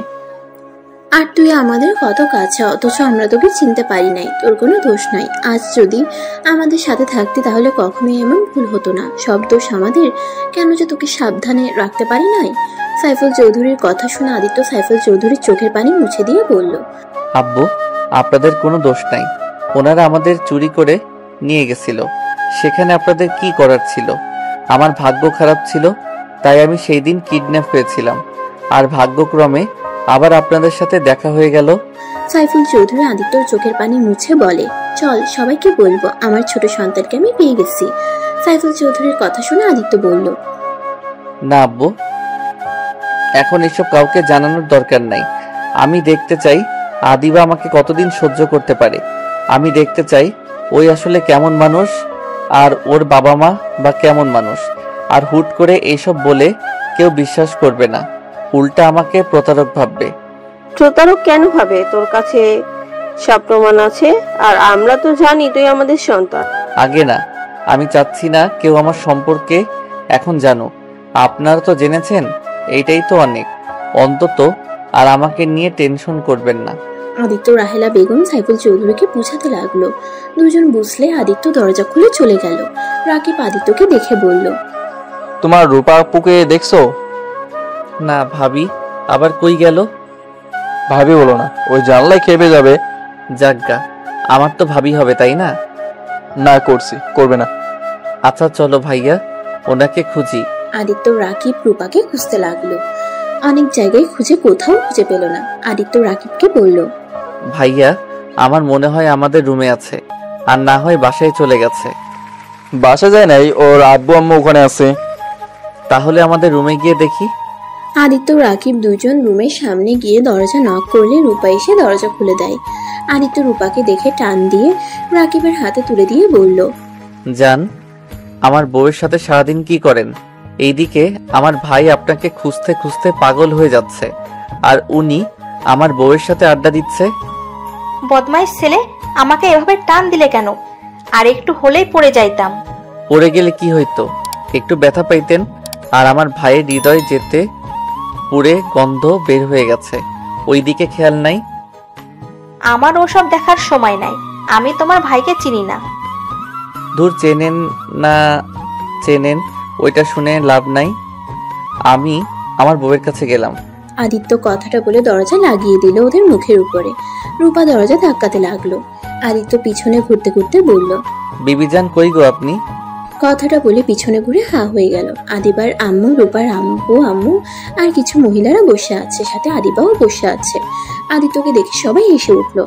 আদিবার রাগের লোক নিয়ে তাকাতেই আদিত্য সাথে সাথে রুম থেকে বের হয়ে গেল। রূপার রাগের লোক নিয়ে তাকিয়ে বলল, এখন কেন? চলো চলো বইয়ের কাছে দিয়ে আসি। রূপা আদিত্যকে টানতে টানতে রুমে নিয়ে গেল। আদিত্য রূপাকে বলল, আপু আমাকে ছাড়েন, আমাকে যেতে দেন। কেন যেতে দেব? আমাকে বের করলে না বইয়ের কাছে যেতে চাইলে? চলো বইয়ের কাছে নিয়ে যাই। রূপা ওকে ছাড়ে। ছাড়বো না। কত লজ্জা পেতে পারে আমি সেটাই দেখব। আমার মুখের সামনে দরজা লাগিয়ে দিয়েছে, আমি যে ওর বড় বোনের মতো, তারপর লজ্জা শরম নাই। আদিত্য লজ্জায় মাথা নিচু করে ফেললো। আদিবার আম্মু বলে উঠল, রূপা, আদিত্য কিন্তু তোমার সম্পর্কে সমান আছে। ওই তোমার বান্ধবীর জামাই, তার মানে তোমার সাথে সেই মজা করতে পারে। থ্যাংক ইউ শাশুড়ি আম্মু। আদিত্য কথাটা বলে রূপার হাত সরিয়ে দিয়ে বলল। রূপার মুখের দিকে এগিয়ে গিয়ে বলল, আপনি আমার সম্পর্কে শ্যালিকা হন, তাই শ্যালিকার মতো থাকেন, বড় বোনের মতো শাসন করতে আসেন না। তাই নাকি? দুলাভাই আমার, দুলাভাই চলেন আপনাকে একটু স্পেশাল যত্ন করি। আদিত্যকে রূপা নিয়ে যেতে চাইলে আদিবা রূপাকে বলল, একদম না আদিত্য, ওর সাথে যাও না। স্পেশাল আদর কিন্তু ভয়ঙ্কর হয়ে যাবে। কেন? দেখি কি আদর দেয়, একটু দেখা উচিত তো। আদিবা তুই চুপ কর। সব দুলাভাইরা এটা খাইছে, তোর জামাই কেন বাদ যাবে? আরে তো যাও না, গেলে কিন্তু বিপদ হবে। দেখা যাক ভাইয়া কি করে। আদিত্য রূপার সাথে গেল। রাকিব আদিবা ওদের পিছন পিছন যেতে লাগলো। রূপা আদিত্যর থেকে কিছুটা দূরে গিয়ে আদিবার ফ্রেন্ডদের আর কিছু কাজিনসদের ডেকে নিয়ে কানে কানে বলল। তারপর সবাই মিলে হাত মিলালো। আদিত্য ভ্রুকুচকে তাকিয়ে দেখতে লাগলো। আদিবা আদিত্যকে বলল, তুমি রাকিব ভাইয়ের সাথে এখান থেকে পালাও, না হলে কিন্তু তোমার নাজেহাল করে ছাড়বে। কেন, কি করবে? আমাকে মারবে নাকি? না মারবে না খাওয়াবে। তাই নাকি? এইটা তো ভালো। ভালো না সাই, আমার সাথে তুমি চলো। রাকিব আদিত্যর হাত ধরে দৌড় দিল।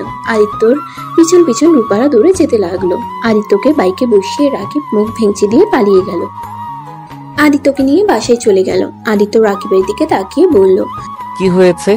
এমন ভাবে বাসায় নিয়ে আসলে কেন? বাসায় না নিয়ে আসলে? মরিচের মিষ্টি, মরিচের গুঁড়ার শরবত, যত ঝালের খাবার আছে তার থেকে ডবল মরিচের গুঁড়া দিয়ে খাওয়াতো।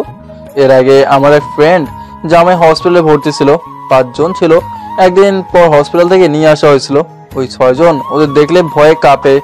রাকিবের কথা শুনে আদিত্য হাসতে লাগলো। রাকিব ভ্রুকুচকে তাকিয়ে বলল, কে হাসো কে? ওনারা এত দুষ্টু, আমাকে ঝাল খাওয়াবে। আমি ঝাল অনেক খেতে পারি, আমার ওইসব কিছু হতো না। মরিচ ডলে ভাত খাওয়ার অভ্যাস আছে আমার। কত ঝাল খাইতে পারো, তার থেকে ডবল খাওয়াবে। ওই সব রাখো, যাও রুমে যাও, আমাকে কল দিয়ে বলে দেবো আমরা বাসায় চলে এসেছি। রাকিব কথাটা বলে চলে যেতে নিবে, তখনই আদিত্য রাকিবকে বলল, ভাইয়া তোমার বাইকের চাবিটা দিবে? তুমি কি গাড়ি চালাতে পারো? ফ্রেন্ডদের বাইক চালিয়ে শিখেছিলাম। আচ্ছা নাও। রাকিব আদিত্যকে চাবিটা ঢিল দিয়ে দিলে আদিত্য ক্যাচ করে ধরে চলে গেল। বাইক নিয়ে সোজা গ্রামে চলে গেল। গ্রামে গিয়ে ওর বোনের কবরের সামনে গিয়ে বসে কান্না করতে করতে বলল, বুনু তোমাকে অনেক মনে পড়ছে, আমার খুব কষ্ট হচ্ছে। বুনু গো বুনু, ওই বুনু উঠো না, তোর মুখ থেকে ভাইয়া ডাক শুনতে ইচ্ছে করছে। ওই বুনু উঠো না। আদিত্য কথাগুলো বলে কান্না করতে লাগলো। আদিত্য কবরটা জড়িয়ে ধরে কান্নায় ভেঙে পড়লো। কবরের পাশ দিয়ে মানুষগুলো যাচ্ছিল আর সবাই অবাক হয়ে যাচ্ছিল। আদিত্য অনেকক্ষণ ধরে কান্না করে কবর জড়িয়ে কখন যেন অজ্ঞান হয়ে যায়। আদিত্য জ্ঞান ফিরলে দেখতে পারে চারিদিকে অন্ধকার হয়ে গেছে। আদিত্য কবর থেকে উঠে পড়লো। কবর থেকে বের হয়ে সোনার দোকানে চলে গেল। গিয়ে আদিত্য দোকানদারের সাথে কথা বলে ঢাকার উদ্দেশ্যে বের হয়ে গেল। ঢাকায় যেতে যেতে রাত 12টা বেজে গেল। বাসার ভিতরে ঢুকে বাইক গ্যারেজে রেখে বাসার সদর দরজা নক করলো। কলিং বেল বাজাতেই দরজা খুলে গেল। আদিত্য সদর দরজাটা লাগিয়ে দিয়ে নিজের রুমে চলে গেল। রুমে গিয়ে লাইটটা জ্বালাতে দেখে আদিবা বিছানায় শুয়ে আছে। আদিত্য আলমারি থেকে শার্ট প্যান্ট বের করে লাইট অফ করে ওয়াশরুমে চলে গেল। গোসল করে বের হয়ে আদিবার পাশে শুয়ে পড়ল। সকালে ঘুম ভাঙলেই দেখে আদিবার রাগী লুক নিয়ে তাকিয়ে আছে। আদিত্য উঠে আতশোয়া হয়ে বসে বলল, কি হয়েছে? এভাবে রাগী লুক নিয়ে তাকিয়ে আছো কেন? গতকাল সারা দিন কোথায় ছিলে? তুমি জানো এখানে কি হয়ে গেছে? না, কি হয়েছে? রাকিব কতটা রেগে গিয়েছিল। রাকিবের ধারণা তোমাকে ওই বাইক দিয়েছে, তুমি বাইক নিয়ে পালিয়ে গেছো, আর নাকি ফিরবে না। তোমাকে বিশ্বাস করা ওর ভুল হয়েছে। কি? ভাইয়া এইসব বলছে? হ্যাঁ, আর রাগ হওয়ার কথা ফোন বন্ধ করে রেখেছিলে কেন? তোমার তো কোনো খোঁজ খবর ছিল না। এখানে রাকিবের দোষ কি হবে? তাই বলে ভাইয়া আমাকে সন্দেহ করতে পারলো? পারছে। তুমি ওকে বাইকের চাবি দিয়ে আসো। তোমার বাইক দরকার হইলে আমাকে বলতে পারতে, আমি তোমাকে বাইক কিনে দিতাম। এইভাবে ওর বাইক নিয়ে উধাও হওয়ার কি আছে? আম্মু আব্বু কিছু বলে নাই? আঙ্কেল আন্টি তো বলছে তুমি পালাও নাই, তুমি নিশ্চয়ই কোনো কাজে গেছো। তুমি ফিরে আসবে। রাকিব ওর আব্বু আম্মুকে তোমার উপরে এত কনফিডেন্স দেখে আরো রেগে গেছিল। ও আচ্ছা। তা তুমি কোথায় গেছিলে? কেন ফোন ধরো নাই? তোমার কি জ্ঞান বুদ্ধি নাই? একজন যে তোমাকে থাকতে দিল, নিজের ছোট ভাইয়ের মতো ভালোবাসলো, তার ফোন না ধরে ফোন বন্ধ করে রাখার মানে কি? ওই কতটা কষ্ট পেয়েছে তোমার ধারণা আছে? ও আচ্ছা। আদিত্য খাট থেকে উঠে ওয়াশরুমে গিয়ে ফ্রেশ হয়ে নিল। তারপর ওর কাগজপত্র তুলে নিল ব্যাগে। তারপর ব্যাগটা কাঁধে নিয়ে বাইকের চাবি হাতে নিয়ে রুম থেকে বের হতে যাবে। কি ব্যাপার? এইসব নিয়ে কোথায় যাচ্ছ? গ্রামে চলে যাব। মানে? কিছু না। আদিত্য সিঁড়ি ভেঙে নিচে গিয়ে দেখে সবাই বসে আছে। আদিবার আম্মু আব্বু, রাকিব, রাহেলা বেগম, সাইফুল চৌধুরী বসে আছে। আদিত্যকে দেখে রাহেলা বেগম বলল, ওই তো আদিত্য। কিরে আদিত্য, কোথায় চলে গেছিলি? ফোন কি হয়েছে তোর? আদিত্য রাকিবের হাতে চাবিটা তুলে দিয়ে বলল, গ্রামের বাড়িতে গেছিলাম, ফোনটা চার্জ নেই আর ফোনের কথা মনেও ছিল না। আদিত্য ওর পকেট থেকে ফোন বের করে রাকিবের হাতে দিয়ে বলল, ভাইয়া, টাকার জন্য একটা সময় চিন্তাই করছি। মন না চাইলেও এই জঘন্য কাজটা করতে হয়েছে। কারণ আমার না ছিল আমার বাবা মা। ছোট বোনের ক্ষুধা দেখে তার চোখের পানি সহ্য হতো না। আমার বোনটা ছিল ছোট বাচ্চাদের মতো, বুদ্ধি বিকাশ ঘটে নাই। ওই বুঝতেও পারতো না ভাইয়ার কোনো সামর্থ্য নাই তাকে কিছু কিনে নিয়ে এসে দেওয়ার। আমি নিজেই ছোট, সেখানে বোনের জন্য কিভাবে কি করব। বোন যখন আমাকে জড়িয়ে ধরে কান্না করে বলতো, ভাইয়া আমার অনেক ক্ষুধা লাগছে, আমাকে কিছু খেতে দাও, আমি আর সহ্য করতে পারছি না। আদিত্য কথাগুলো বলে চোখের পানি ফেলতে লাগলো। তারপর আবার বলতে লাগলো, বাবা মা কখনোই আমাদের ভাই বোনকে দিয়ে কোনো কাজ করাতো না। তাদের খুব আদরের সন্তান আমরা। হঠাৎ করে তারা আমাদের ছেড়ে চলে যেতে হয়েছে। তাদের পাপের শাস্তি তারা পেয়ে গেছিল। অথচ আমরা দুই ভাই বোন হয়ে যাই এতিম। কেউ কখনোই আমাদের দিকে ঘুরেও তাকায় নাই, কারণ আমরা ছিলাম বাচ্চা পাচারকারীর সন্তান। আমাদের দিকে সমাজের কেউ কখনোই ভালো চোখে দেখবে না। আমার বাবা মা আমার কথাটাতে তাদের কাজ বাদ দিয়ে দিলেও পুলিশ সেই তাদের এনকাউন্টার করে মেরে ফেলে। বুঝতে পারছিলাম ছোট বোনকে নিয়ে কি করব। বোনের কান্না চিৎকার শুনে সবার বাড়িতে ভাত ভিক্ষা চাইতে গেছিলাম। কেউ আমাদের দিকে ঘুরেও তাকায় নাই। সবাই দরজা বন্ধ করে দিয়েছে, কেউ ঘাট ধাক্কা দিয়ে বের করে দিয়েছে। আদিত্য চোখের পানি ফেলতে ফেলতে বলল, চাচির পায়ে ধরেছিলাম, তার বাড়ির সব কাজ করে দিয়েছিলাম। তারপর শুনি এক মুঠো ভাত দিয়েছিল। এক মুঠো ভাত নিয়ে ঘরে ঢুকে দেখি বোনটা কান্না করতে করতে ঘুমিয়ে গেছে। প্লেট খাবার রেখে কাজের সন্ধানে বের হয়েছি, কেউ কাজ দেয় নাই। পরে উপায় না পেয়ে মূল্যবান জিনিস বিক্রি করে দেয়। সেইটা দিয়ে বেশ কিছুদিন চললেও আর সংসার চলছিল না। পরে বন্ধুদের সাথে উপায় না পেয়ে ছিনতাইকারী হয়ে গেলাম। ছিনতাইকারী করে নিজের পড়াশোনা আর বোনের খাবার জোগাড় করতাম। ভাইয়া, এখন আর আমার কেউ নাই যে তোমার বাইক নিয়ে আমার পালিয়ে যেতে হবে। আমি ভাবতে পারি নাই তোমার মনে এমন একটা প্রশ্ন আসবে। ভাইয়া, আমাকে তুমি অনেক ভালোবাসা দিয়েছো, আমাকে তোমার বাড়িতে থাকতে দিয়েছো, এতে তোমার কাছে কৃতজ্ঞতা স্বীকার করছি। আদিত্যর কথা শেষ হইলে রাহেলা বেগম আদিত্যকে পিছন থেকে জড়িয়ে ধরে কান্না করতে লাগলো। সবার চোখে পানি চলে এসেছে। রাকিব আদিত্যকে কিছু বলতে যাবে, সাথে সাথে রাহেলা বেগম বলল, তুই জীবনে এত কষ্ট করছস, আমার দম বন্ধ হয়ে যাচ্ছে। আমার আদরের সন্তান, আমার কলিজার টুকরা জীবনে এত কষ্ট করেছে, আর আমি কিনা রাজার হালে জীবন পার করছি। আর সেখানে আমার সন্তান এক মুঠো ভাতের জন্য এত কিছু করেছে। বাবা, আমাকে ক্ষমা করে দিস। সেই দিন কেন আমি পার্কে গেছিলাম? সেদিন যদি না যেতাম তাহলে আজ এত কিছু হতো না। রাহেলা বেগমের কথা শুনে সবাই অবাক হয়ে গেল। আদিত্যর আব্বু আদিত্যর কাছে এসে কপালে চুমু দিয়ে জড়িয়ে ধরলো। আদিত্য ওদের থেকে নিজেকে সরিয়ে নিয়ে বলল, আম্মু আব্বু প্লিজ কান্না করবে না। আমার ভাগ্য যা ছিল তাই হয়েছে, এতে আমার কোনো আফসোস নাই। তারা লোকটা খারাপ হইলেও আমাকে তারা নিজের সন্তানের মতো ভালোবেসেছে। যতদিন বেঁচে ছিল আমাকে ততদিন অনেক ভালোবাসা দিয়েছে। রাগে তাদের উপরে রাগ হতো, কিন্তু এখন বুঝি তারা পেটের দায়ে এমন করছে, কারণ এই সমাজের মানুষগুলো কাউকে ভালো হতে দেয় না। কেউ ভালো হতে চাইলেও তাকে খারাপ বানিয়ে ছাড়ে। যাই হোক আদিবা, আমার তোমাকে কিছু কথা বলার আছে। কি কথা? আমি জানি না তুমি আমাকে কি করবে। তুমি আমায় যে শাস্তি দাও আমি মাথা পেতে নিব, তাও এইটা আমি আর সহ্য করতে পারছি না। তোমাকে সত্যিটা না বলে আমি মরেও শান্তি পাবো না। রাফি, এসব কি বলছিস? রাফি, তোকে না বললাম। রাফি মানে? হ্যাঁ রাফি, আদিত্য তোর হারিয়ে যাও ভাই। সবাই অবাক হয়ে আদিত্যর দিকে তাকালো। রাকিব আদিত্যকে শক্ত করে জড়িয়ে ধরে বলল, ভাই আমার, আমাকে তুই ক্ষমা করে দিস। আমি রাগের রমাথায় তোকে অনেক বাজে কথা বলছি। আসলে মাথা ঠিক ছিল না। রূপা আমাকে কল দিয়ে অনেক অপমান করে, যার কারণে আমার মাথা বিগড়েছিল। ভাইয়া আমাকে ছাড়ো, আমার তোমার উপরে রাগ নাই, শুধু খারাপ লাগছে অতটুকু। যাই হোক আদিবা, যেটা বলতে চাইছিলাম। বলো। আদিবা, আমি যদি বলি আমি তোমার ধর্ষক, তাহলে তুমি আমায় কি করবে? আদিত্যর কথা শুনে আদিবা কয়েক পা পিছিয়ে গেল। আদিবার আব্বু আম্মু দাঁড়িয়ে গেল। আদিবার আম্মু বলল, কি এসব কি বলছো? ঠিক বলছি, আমি সেই ছেলে। আর এই যে তোমার গলার চেন। আদিত্যর হাতের চেনটা দেখে আদিবার যেন হাত পা কাঁপতে লাগলো। আদিবার মাথায় যেন আকাশ ভেঙে পড়লো। আদিবা কাঁপা কাঁপা কণ্ঠে বলল, কেন করলে আমার সাথে এমন? সেদিন তো তোমার হাত জোর করে বলেছিলাম আমায় ছেড়ে দাও, যত টাকা লাগে আমি তোমায় দিব। তারপরও তো তুমি আমায় ছাড়ো নাই। আদিত্য, তুমি আমার সাথে এমন কেন করলে? আদিবা আস্তে আস্তে কথাগুলো বলে লাস্টে চিৎকার করে বলল। আদিত্য ভয়ে কেঁপে উঠল। আদিত্য আদিবার পা জড়িয়ে ধরে বলল, আমাকে ক্ষমা করে দাও। আমি সেদিন কিভাবে কি করে ফেলছি আমি নিজেও জানি না।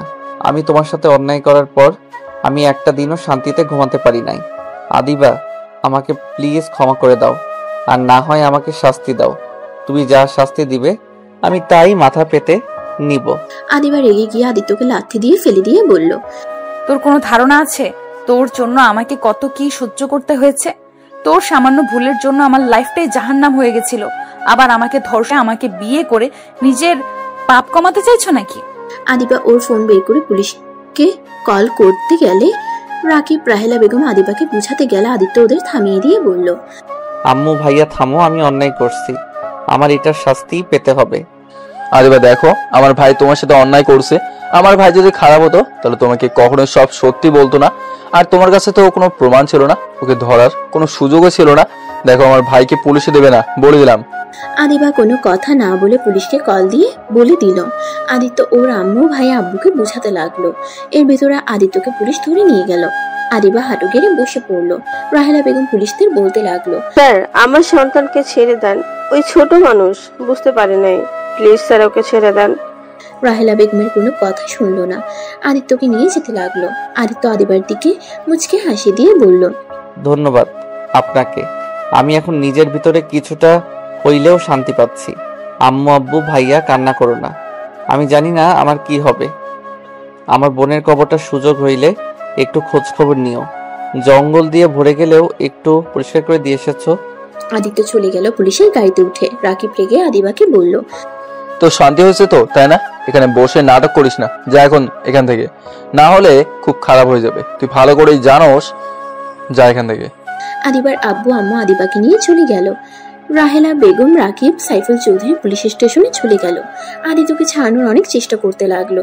আদালতে নিয়ে গেলে আদিত্য সব স্বীকার করে নেয়। আদিত্যকে 10 বছরের জেল দিয়ে দেয়। এটা শুনে রাহেলা বেগম জ্ঞান হারিয়ে ফেলে। সাইফুল চৌধুরী থ হয়ে বসে পড়ে। আদিত্য আদিবার দিকে তাকিয়ে মুচকে হাসি দিল। আদিত্যর হাসিতে আদিবার বুকের ভিতরে ক্ষতবিক্ষত হয়ে যেতে লাগলো। আদিত্য সাইফুল চৌধুরী আর রাকিবের সাথে একবার কুশল বিনিময় করে পুলিশের সাথে চলে যেতে লাগলো। আদিবা সহ্য করতে না পেরে আদিত্যর পিছনে ছুটে যেতে লাগলো।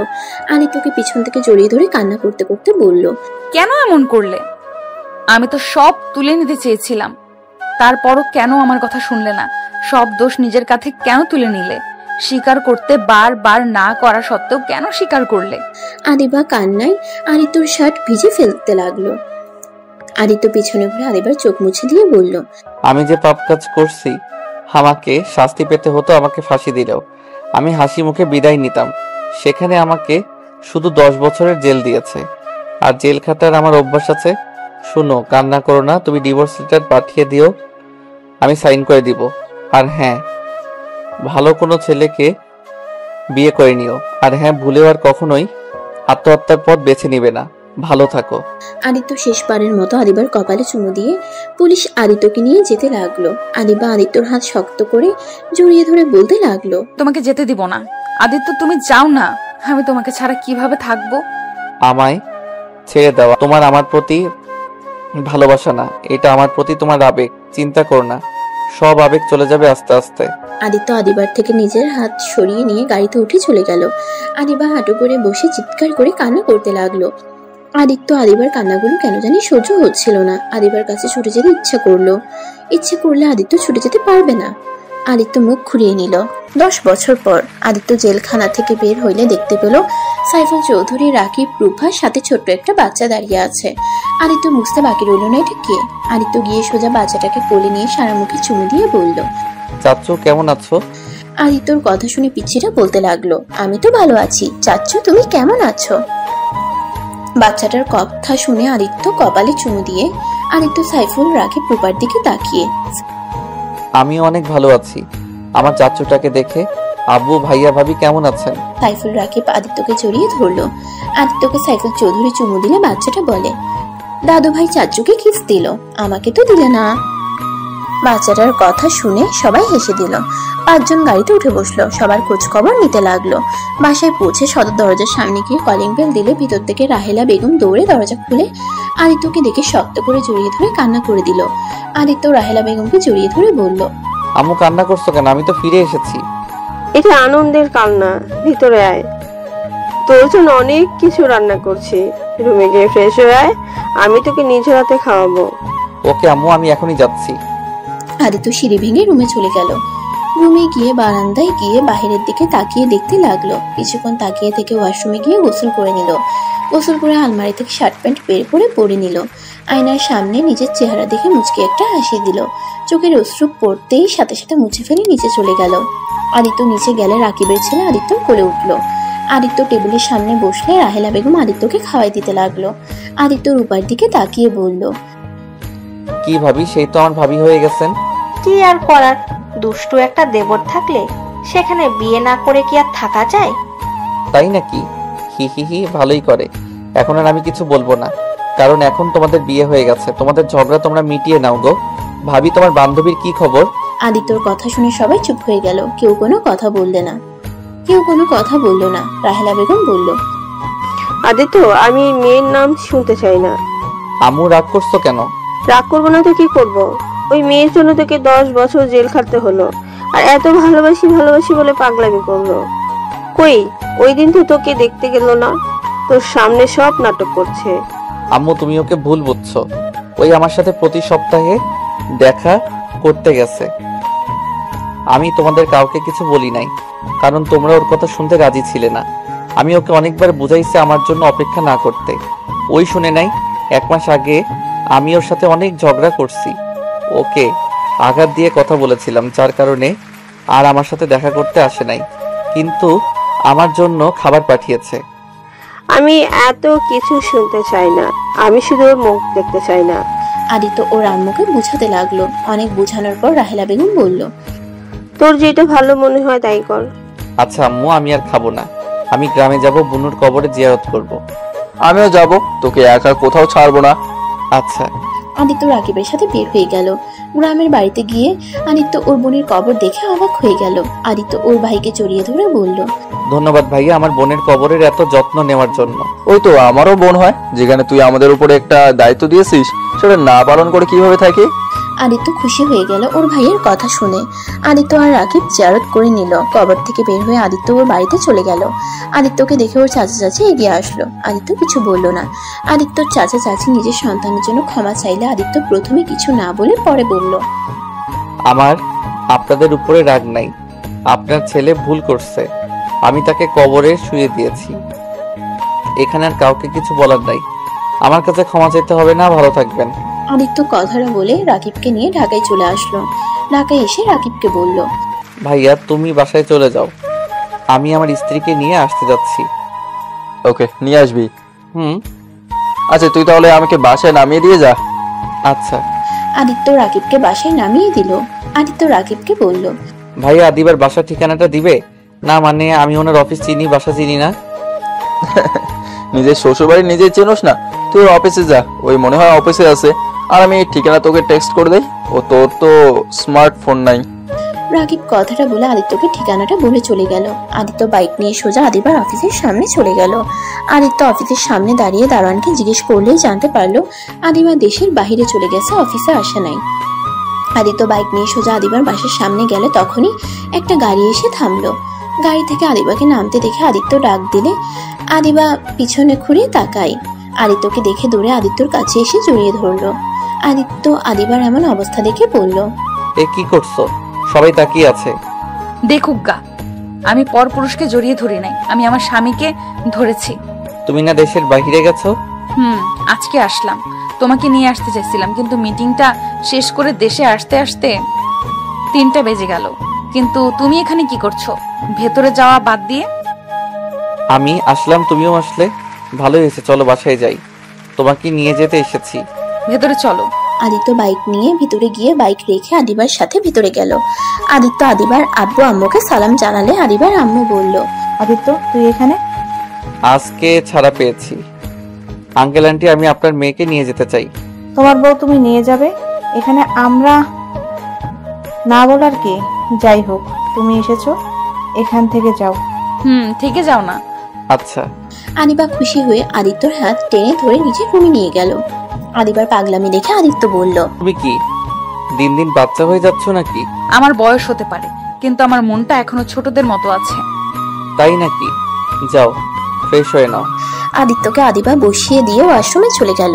আদিত্য বালিশটা কোলে নিতে যাবে, দেখে তখন ওর ছবি। আদিত্যর মুখে মুচকি হাসির রেখা ফুটে উঠল। সমাপ্ত।